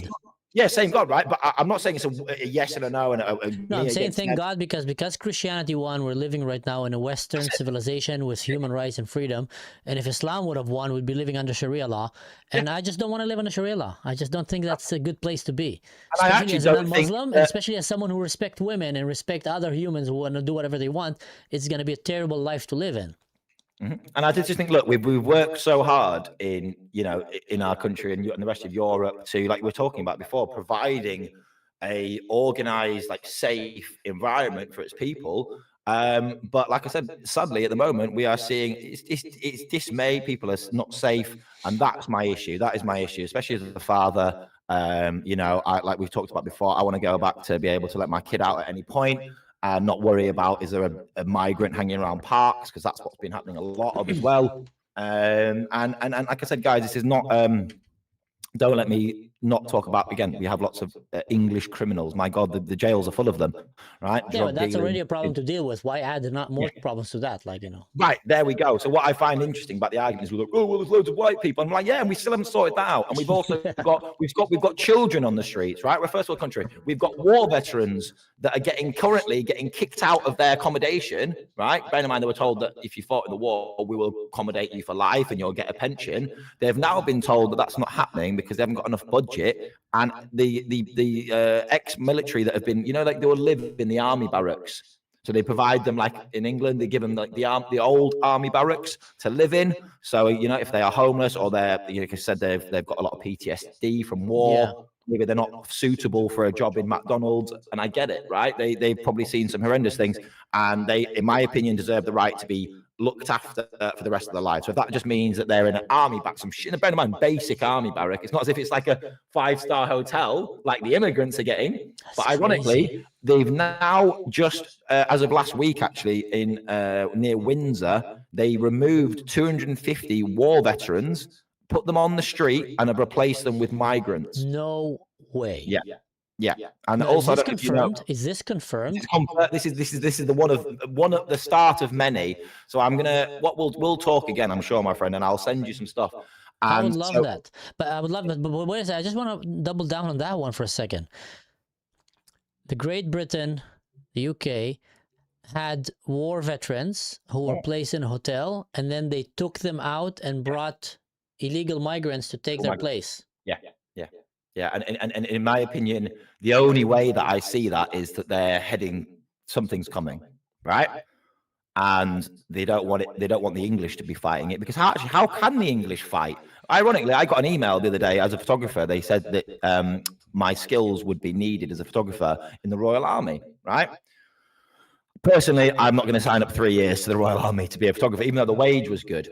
But ironically, it seems that we're arming our country with non-British people to maybe fight something that's coming. I don't know what it is, or is it that this is just a takeover and this is how it's going to happen, and we've got no say in it, and we just need to bow down to the powers that be. If I was to run simulation strategic games, that's what we used to do in the army all the time. Try to run games outside the box of how things would look like. Yeah. And I would come and say, what if someone was trying to fill a country with military-age invaders that don't share the same ideology of that country? And they will say, what would be the biggest obstacle for that? The biggest obstacle would be the resistance of the country, where they will say, what are you doing? You're bringing criminals. You're bringing a lot of, like, you know, very aggressive people that don't share our values and want to submit us.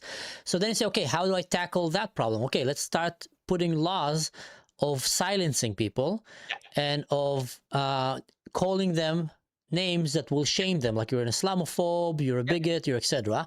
And then start silencing the people. And then when that gets bigger and bigger, and the people start getting more and more awake, what is going on, guys? Even make more laws that will go against white supremacy, that will go against... So if I would run that scenario in my head, that looks like a very direct, clear plan to completely change the demographics of a country. The demographics, and also the morale, because, you know, I'm honestly, bear in mind, you know, because I'm privately educated, but I'm having conversations on a weekly basis with, you know, people older than myself, right? So mid-40s, 50s, again, university educated, but they are, for whatever reason, you know, siding with like extremist Islam, and they would much prefer, and like I said, call you a racist, call you all of these names under the sun, than maybe be deemed like something. I think people are scared to be labeled something, right? So they go along with the mainstream. And I'm fine with the catcalling, you know, as in I finished school 20 years ago, you know, so you can race it. You can call me all the names under the sun. I'm pretty fine with it. You know, I think, but it's a tactic that is being, like you said, is being purposely used to eventually, I think what's going to happen is we'll have a civil war, right? So all the white patriot, and not just white, actually, let me take that back. I think, because bear in mind, when I've been at Tommy Robinson's marches, there is black people, there is Bengali, there is Asian people, right? So there's not just this white people. So I think what will happen is we'll have a civil war, like a really big civil war, and we'll say, right, we just don't want them here anymore, right? So it's going to be months of chaos, rioting, looting, you know, and then what will happen is they'll say, right, well, we need to provide you with a solution to this problem, even though they've created the problem. And the solution is 15-minute smart cities, right? Because if you lot can't behave yourselves, what we're going to do then is, Oxford is the first, I don't know if you know about this, but Oxford is the first planned 15-minute smart city, meaning that what does it mean, 15-minute smart city? So this is a really big push from WHO and the World Health Organization. They believe that because of the threat of pandemics, right, and that, you know, that they need to have things a little bit more microcosm. But this is not about that. It's not about our safety. It's about control. So I think what they're doing is like bombarding England. And actually, England got called in it was a WHO event, the World Health. They called the UK a petri dish. And I found that really interesting. Like, it was just one word that stayed with me through this whole speech. It was half an hour TED talk. Petri dish, right? So okay.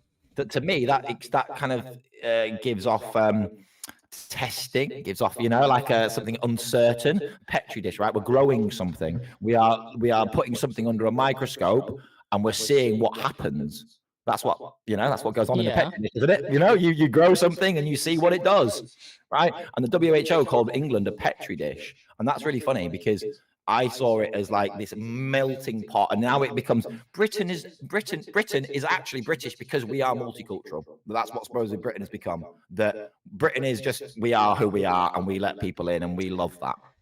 That's don't think irresponsible. But what is this 50 minutes? That means like what? Oh, sorry. So going back to the 15-minute smart cities, it's something that Keir Starmer is really behind, and also the London Mayor.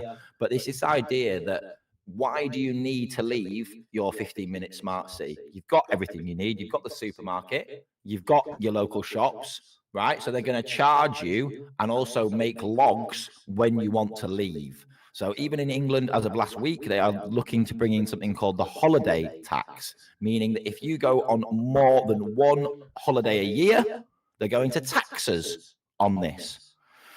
So this, to me, is not fun. It's about money. How do we, like, you know, squeeze more out of these people? But it's also about control. It's about the fact that now, even like I said, if like, for example, me and my partner, she works in marketing, you know, I've got my job, and we do okay, right? So we should be entitled, you know, me and our little boy, to maybe go to free holidays. Why not? If we've got the money, the fuck, you want to go, you know? But they're actually going to start to limit our travel restrictions, and I think they're going to use this during Hamty. I think this Hamty virus thing will be the excuse to make it happen. Exactly. But then what they're going to do is be like, guys, look, we don't want you to get ill. We don't need you to start mixing areas. So what they're proposing is that they're splitting up the whole of the UK into what they call 15-minute smart cities. So I live in a place, I won't say exactly, I'm near a place called York, which is... That's segregation, man. Segregation, exactly. So once people are segregated, and once people are, as we know, misinformed, confused, I mean, if that is not the devil at work, then who is it? Because that sounds exactly like what he would do, right? And it's the same, I'm going to mention it, right? It's the same here in the UK at the moment with this anti-Semitic stuff about Jews, right? No, there's not just this recent influx of hate towards Jews. It's the fact that, sadly, information is coming out whereby Jewish, you know, people are maybe at the top of it. And we can't help that. And it's not our problem either. I don't know why it's actually Britain's problem to be involved in any of this stuff. I really don't. Because it doesn't seem to be beneficial, the input that we have. You're talking about the rise of anti-Semitism that is happening? Yeah, and also just our involvement in this war. You know, I'm genuinely like, why are we involved? Why on the streets of the UK every weekend? I'll be honest with you, I miss the old days when I could go into the centre of town, go and get a coffee, go and do some shopping with my partner, and then not be a protest about Palestine. You know what? You know what I can tell you right now? Something that will help you be sure that you're right about what you just said. I hope so. You're 100% right about what you said, and I'm going to prove it to you now. You see these demonstrators who all of a sudden care about Palestine, they're not Palestinians, and they're British, and they're like, so they woke up one day and they choose that we care about humans and we're going to go and choose a worthy cause. Now, they're about 100 years late. Not only 100 years late, but also why don't you care about the 600,000 humans who got massacred in Syria? Why don't you care about the 400,000 humans in 2 years, by the way, that got massacred in Sudan? And by the way, 4 million in the last 20 years that got massacred in Sudan. Why don't you care about what's happening with the Taliban in Afghanistan, where little girls are literally not allowed to go to school? They're fucking hacking them down. That literally Islamic are hacking at their children and women. I mean, dismembering them. In Iran, they've killed 70,000 people in 2 days. The government, the regime. Is that not? So when do we decide what's genocide or not? So when you see that they're actually just focused on Palestine and on Israel and not on these other topics, you can come to a very easy conclusion. You guys don't care about humanitarian. You just care about promoting Islamist, jihadist, anti-Semitic agenda and bring it into the streets of the UK and destabilize that country, and morally also. And then you would say, how do I counter the people that will come and stand up against me? So all of a sudden you have this rule of 50-minute... they're calling them 15-minute smart cities. So that means like the distance that you would walk more than 50 minutes, that's your end? It's driving, but that basically, like I said, I live near a place called York, so, we're a city, got a cathedral, we've got, like, what do you need? We will provide you everything you need. There's your petrol station, why do you need to leave? Yeah, the idea that if you would get out this 50 minutes kind of drive distance from where you live, then you will be taxed. You'll be taxed. It'd be logged. They can even ask you. They've supposedly even saying that they may be able to ask you what is the reason for your travel in your own country. I mean, no, bro, that's like me getting in my van. Right, I've got a little van. That'd be like me going in a van and saying to my son, right, we're going to go to a farm that is an hour away, right? Have a nice little day out at a farm, go pet some sheep, for example. But because maybe that was outside of the vicinity, I would have to, for one, let them know where I'm going and what I'm doing. So instead of just like, like a border check, I understand like border. I've never heard of that. But this is something that I would love you to well, we don't speak, have a little research, guys, at 15-minute smart cities. They're going to be implementing it in the UK first, but I think the idea is that if it works, they probably want to roll it out to the rest of Europe. And then, like I said, all it does is create segregation.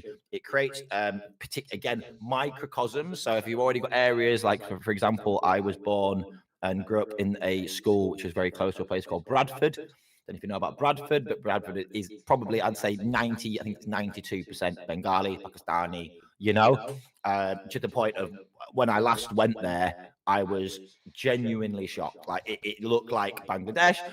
Fine, whatever. But what I'm trying to say is that that's going to create these microcosms whereby then, you've just got like loads of Asians living together, Jews living together, white people, and that is when we are easily controlled, right? Because I always want, I'm gonna not do too much more talking, but let's think about this analogy, guys. All right, you've got red and black ants in a jar. We all know this, right? You put the red ants and the black ants in a jar, in a glass jar, and you leave it alone. The red ants do their red ants thing. The black ants do their thing, right? And they actually stay away from each other and they just get on with their little life. Only if I was to grab the jar and fucking shake the cunt, would they turn on each other, right? They actually also turn on themselves. So red ones start killing red ones, right? And black ones start killing black ones, right? And if that isn't black on black crime and fucking, like it's there. So I always think when these things kind of appear or when they manifest, I always think to myself, guys, who shook the fucking jar? Because like you said, a few years ago, were people going, Palestine? No, they weren't. So who shook their jar to become so emotive?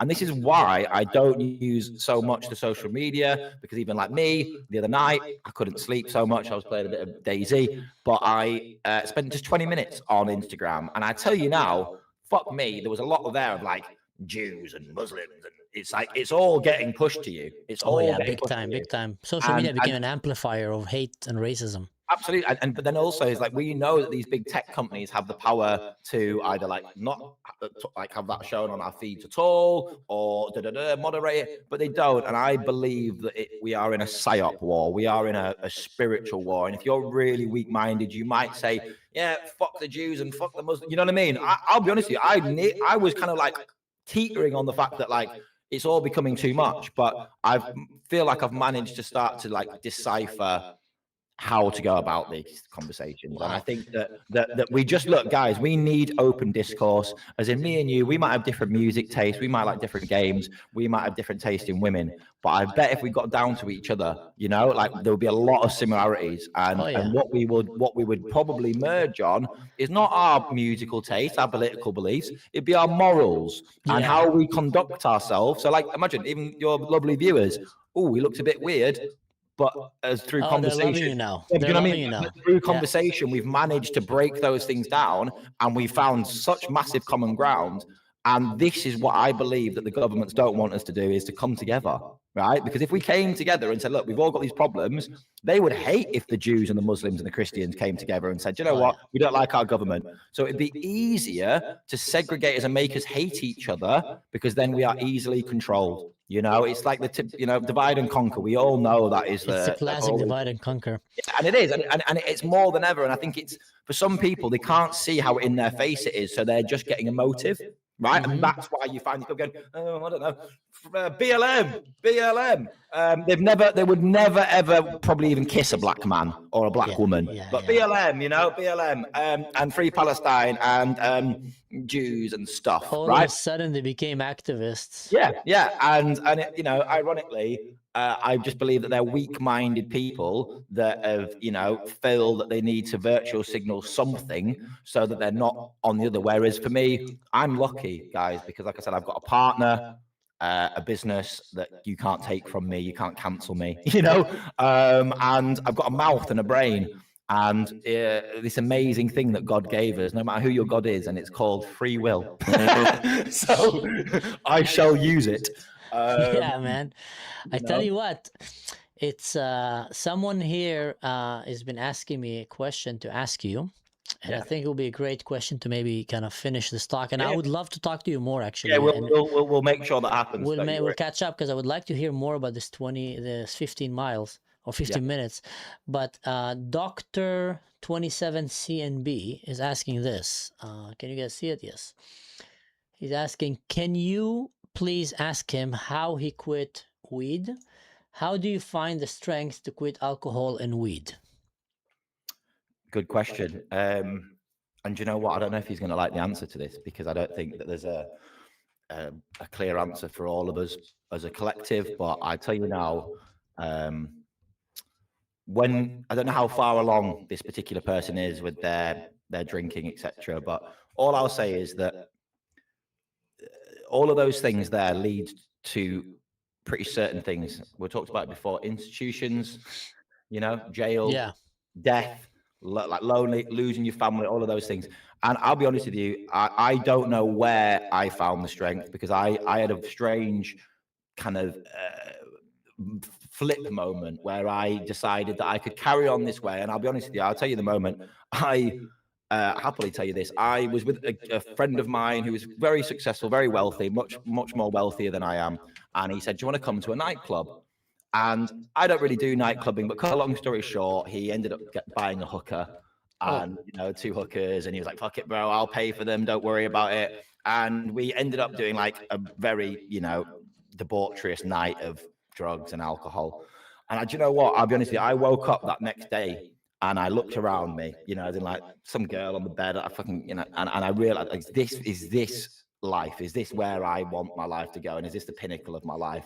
And luckily I found Christ, guys. And I know it might not be what everyone wants to hear, but I did. Something woke me up that next morning. I think it was 6 o'clock in the morning. I said, right, I'm done, man. I'm done. And I found myself in a church at about 8 o'clock in the morning in London. And I just said to him, free me of this, free me of whatever this, you know, these addictions and this life. And I tell you now, guys, it was hard work, you know, as in every day sweating. I went through everything to the weed. Actually, ironically, the weed was one of the worst ones. So I do really feel for your viewer. But all I'll say to you is please think about this. We all know a life of weed, right? So I've smoked weed since I was a child. I knew the end result for weed. Yeah, it made you chill out a little bit, but it also made you lazy. It also made you disconnect from your family, your friends, maybe if you've got children. And I never wanted that to be a part of it. And I swear down, guys, I had a little stupid app on my phone, right? And it went from 1 day to 2 days to a week to 3 weeks to 40 days to 60 days. And I tell you now, this stupid app, I didn't want to have to go back and see a zero ever again on it, right? So it's stupid little app, right? But it was like this mental thing of like, no, another day, another day. And when I say to you, you know, I'm so clean from drugs and alcohol now, to the point, even me and my partner the other day were celebrating our, you know, being together for a certain amount of time. She went, do you want a bottle of champagne? We bought one. And ironically, we had a glass each with a bit of orange juice, you know, like a mimosa. Yeah. It sat in my fridge. So it took a long time to get there, but take it every day as it comes, and just think about this, that you do not know a life without drugs and alcohol, but you know it with it. So it's uncertain, right? It's scary, but my God, it's beautiful. Wow. And, you know, the more sober you are, and the more you can have these conversations with your your friends and your family. God, that's what we live for, you know? And I just think about the amount of times I've been avoidant because of drugs and alcohol, and I didn't want to speak to anybody. I didn't want to see my family. My God, let's just think, if they took them away from you tomorrow, would you really be proud of what you've been wasting your time doing? So, guys, just love yourselves, you know? What a beautiful story, man. What a beautiful story. And you know what? I want to finish with one conclusion that I've been seeing throughout my life, getting to know Christians. Whenever I've met a Christian that came and told me, I came to Jesus, I came back to Christ, he usually became more loving, more family oriented, more grounded with his values in life, and also more willing to listen to the other side and show love. Whenever I've met someone that I came to Muhammad, he usually had the complete opposite. Kill the Jews, submit the Christians. And I think that shows the whole difference. And I think what you shared with us here, man, I see you getting emotional about it, is a beautiful story. I'm so glad I ran into you. Same, bro. Same. Because even when we ran in the beginning, you know, we didn't talk for like a second or two. And I thought like, okay, it's just going to be another guy that's going to start cursing me and putting hate on me. But then the more we talked, it's a classic example, guys. What you saw here is, don't look at the surface, but really try to have a Discord. We started the conversation about gaming, and then we talked about running a weed farm in DayZ. Yeah, in DayZ, just to In DayZ. Educational purposes only. You know, It's inside of a survival apocalyptic game. Yeah. And here we are now having this beautiful conversation that I've really enjoyed and cherished.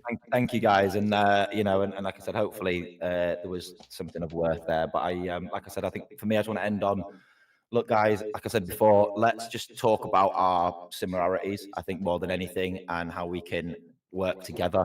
Let's believe in democracy. Let's believe in love.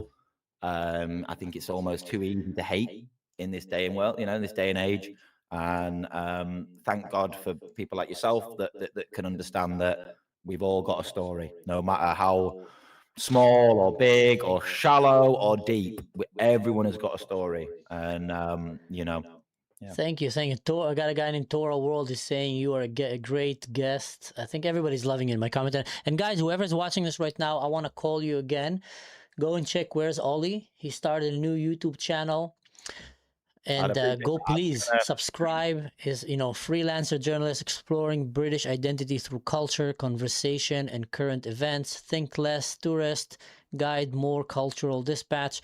Real stories, real people, real British. Subscribe and follow the journey. Please go and subscribe to him. Also on Instagram, you can see here. I want to start seeing more numbers there, guys. I want to be able to say that, you know, we brought in more people. So please go there. Yeah, that'd be amazing. And guys, if there's anybody there that for me, I would love to, and maybe we'll talk. So maybe at some point I can upload this onto the YouTube, get some longer form conversations going, and you know, let's just change this rhetoric of all of it. You know, like we've all got like this like narrative playing against us, and I think we've all got something to say. It's all important. It's all valid, and you know, we've got to be able to hash this out. You know. Yeah. Listen, I have a great idea for you. Yeah. Get our creators. Yeah. I'll find time. I will find time, and I will walk you through the game as a father to a father. We'll go and play it.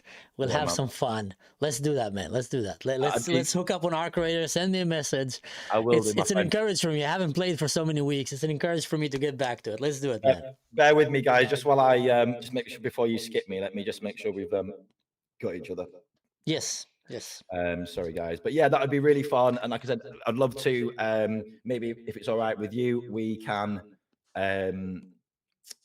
maybe put a plan in place and we can have a talk about some of these other things. So again, if maybe actually, I would like to invite you to my podcast. This is a live, but like to a one that is going to be focused on that. Maybe you can share a little bit about this 15 minutes. Yeah, I think it'd be, and it just I've never heard of it. I've never heard of it.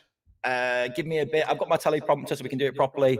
And yeah, let me get everything kind of like written down, and maybe we can have a good conversation about that. Definitely. I do believe that it's coming. So it is something that has obviously been talked about, and Oxford is the first one. But I believe that it's going to get rolled out to the rest of Europe. So, yeah. And listen, I would love to even walk you through it. You can have it streamed on your platform and mine. And, you know, it's not that I'm super experienced, but I've been doing this for maybe the last 3 years. So I've learned quite a few things. I'll be more than happy to share with you everything that I've learned. You've got 3 years on me. So weirdly enough, I've actually just gone back to, I'm 35, but I've also just gone back to university Really? I got a degree in film production, but I'm actually now doing a degree in kind of social content and marketing. Wow. So again, look, I'll be honest with you, I spent a lot of time photographing on but like film cameras, so actual like old school film, analog, you know. I like that. I love it, right? I love it, but it's a very slow process. It doesn't fit in with, you know, journalism. Obviously, we need the digital world. So this is me at 35 saying, how do I kind of like change it up? And, you know, the dream is that I want to take my family, take my little boy, and hopefully we can live in Bali, and I can do the same thing. You know, yeah. So instead of complaining about Britain, which I do a lot, I will say, maybe I just need to move. So yeah, this is why I'm doing it. So I appreciate anybody. No, any advice, any word, any question you have, you know, financial wise, how to make a living out of this, and I would answer anything you have. You have my words, really ask freely. And someone is asking here if we can do even a game stream together, maybe. Yeah, why not? That would be cool. That would be really awesome. cool. We can talk about politics and life and parenting while looting and going and surviving some AI robots in Arc Raiders. So guys, just to pre-warn you if that does happen, as you can see, I'm pretty chilled person, but when it comes to gaming, I might swallow this microphone, you know. ADHD will kick in. ADHD superheroes will kick in. It does, man. But can I say again, thank you guys. I really appreciate your time, and like I said, God bless you all, no matter who that God is. Love and truth will always win. Thank you, man. Thank you. Amen, God bless guys. you. Amen. And like I said, look forward to speaking to you again, my friend. I send you a friend request. You need to approve me. Send me a message. I'll send you a message. Let's start talking. Let's go, man. Love God you guys. bless. Thank Bye. you. God bless. Wow. What a surprising conversation, right, guys? I mean, are you sharing this with me? Like, do you feel like this was a surprising one? You know, it's a reminder to all of us to not judge too fast. You know, we jumped in and we were talking to so many racists and haters and like pathetic people that were threatening to assault and do all kind of stuff to yourself.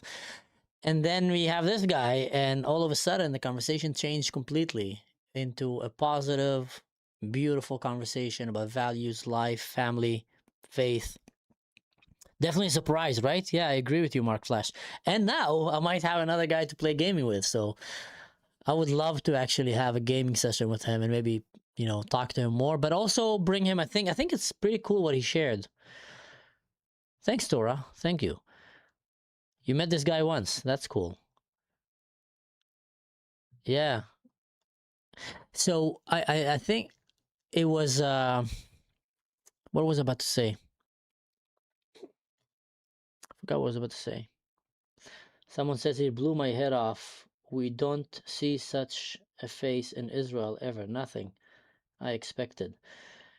Yeah, well, most places in Israel you don't see people covered like completely with tattoos like that, but you have, you know. But there is places in Israel that are more conservative, let's say, and that would be very rare for them. And I think it's great to actually see that we are so easily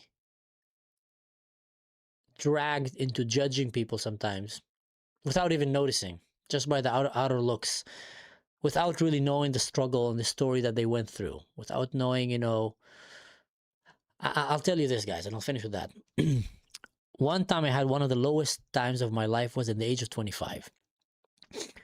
I took a break from my military career and I went traveling the world, jungles, hiking, all kind of stuff, really crazy stuff. Hunting animals with blowguns in the jungles of Ecuador. Swimming in rivers full of piranhas. Real stories, not wise, don't recommend it. That's why I always say don't do anything stupid, don't do anything that I would do. I've done a lot of stupid things in my life.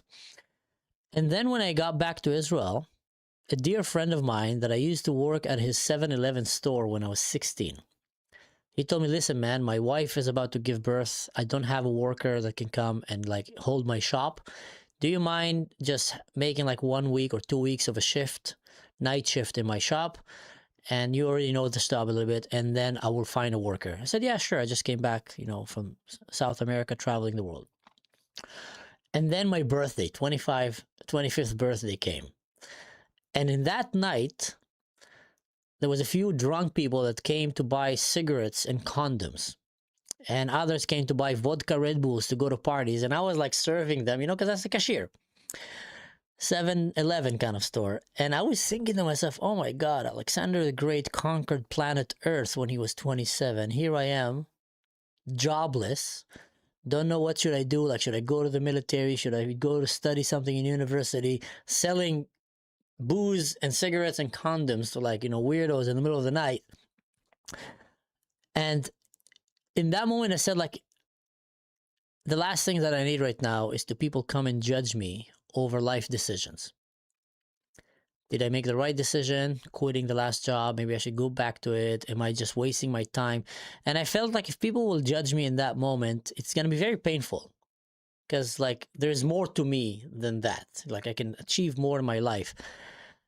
And that's why I learned that day that every person that you meet might be going right now through a stage in his life that the last thing that he needs is to be judged. Is to you to come and point at him and tell him you've made wrong decisions, you're wasted your time, you're a loser, or I don't know what. You're not helping in any way. You might actually be breaking someone down. And thank God I had friends. Actually, I had a very successful friend who was like very successful business-wise. He called me. He was an Arab, Christian Arab. And he called me and he was going through the same thing because he was working in a construction site for his father. He says, like, I'm working the typical Arab job right now in a construction site. And like... And I've studied like in university, just finished a degree. Like, what am I doing with my life? And we both kind of started laughing at it. Like, you know, at the bottom where we felt that we were kind of hitting rock bottom a little bit, that this is not the end of the world and humor can take us out of this. And that conversation and that laughter and being surrounded with people that did not judge me based on where I am right now in life, but actually saw the potential that was in me. That is what you need in your world. You need people that can see the potential in you, and you can help others by seeing the potential in them. There's nothing more flattering to a person sometimes when you come and you see the potential in that guy. You come and say, like, man, you're so, honestly, you're so unique, you're so talented, you're very good at this, you're very good. Like, you have a great potential. You just need to go and find it, fulfills it. Usually that's a good approach to come to someone, and you can encourage him. Also, you make him feel good about it. And that is important as well. So that's my point that I want to say is, like, let's not be too fast at judging people just by their looks or even by some words that they say, but rather try to dive down and see on the foundation of it, are we sharing same morals? Do we believe that all humans are equal, created in the image of God? Do we believe that violence should be the last resort? Do we believe that hurting innocent people is wrong? Do we believe that, you know, children should be protected? Little girls, women should have equal rights like men? Do we believe in these things, or do we believe, let's say, in radical Islamist views? And I think that is very important. That's just what I want to share. Now, I want to see some of the comments here. Yes, I'm definitely gonna do. Join us, man. Would love to join you in Arc Raiders. Rastafara. Rastafara. Is that one of my friends?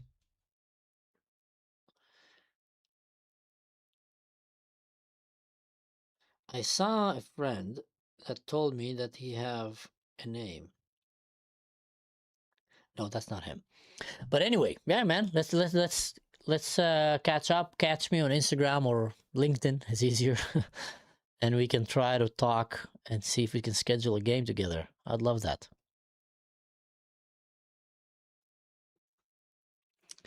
Maybe I should have UV is saying brrr, brrr. Maybe I should have more of Mansour retro perspective. I look more Arab than Mansour, and what I did, I made sure I can't remember in my dreams too.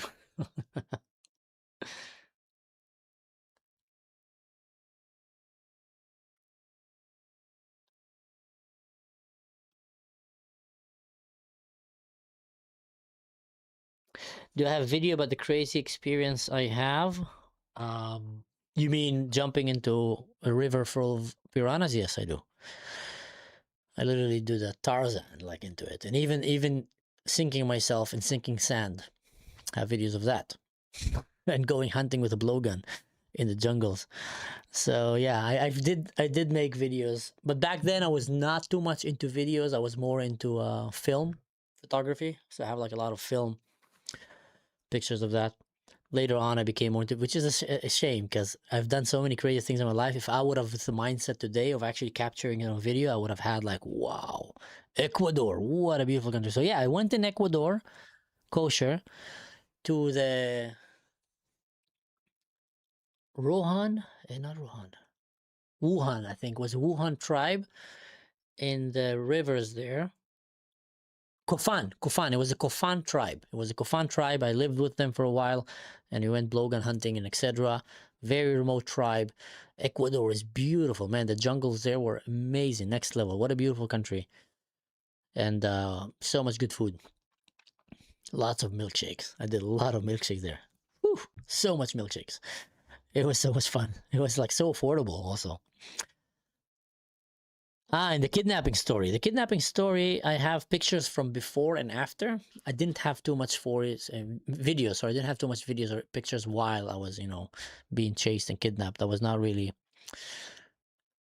we didn't have meta glasses, or didn't have a good GoPro there, or like, you have this camera. This Insta360, like, these are great cameras now to have. You can like film a lot and you can edit later on, 360 around. So I didn't have that. I had like a big Canon camera. So I didn't film too much of the kidnapping, but I have the before and after. And also I have my partner who's an eyewitness that keeps reminding me because she was there with me. So even if I want to forget some parts, she'll be sure to remind me. All right, guys. It was an honor. It was a pleasure. I really enjoyed. I gotta go play with my kid, spend some time with him. Fatherhood is one of the most important things in life, and I would strongly recommend anyone who's not a father yet, work your way to become a father.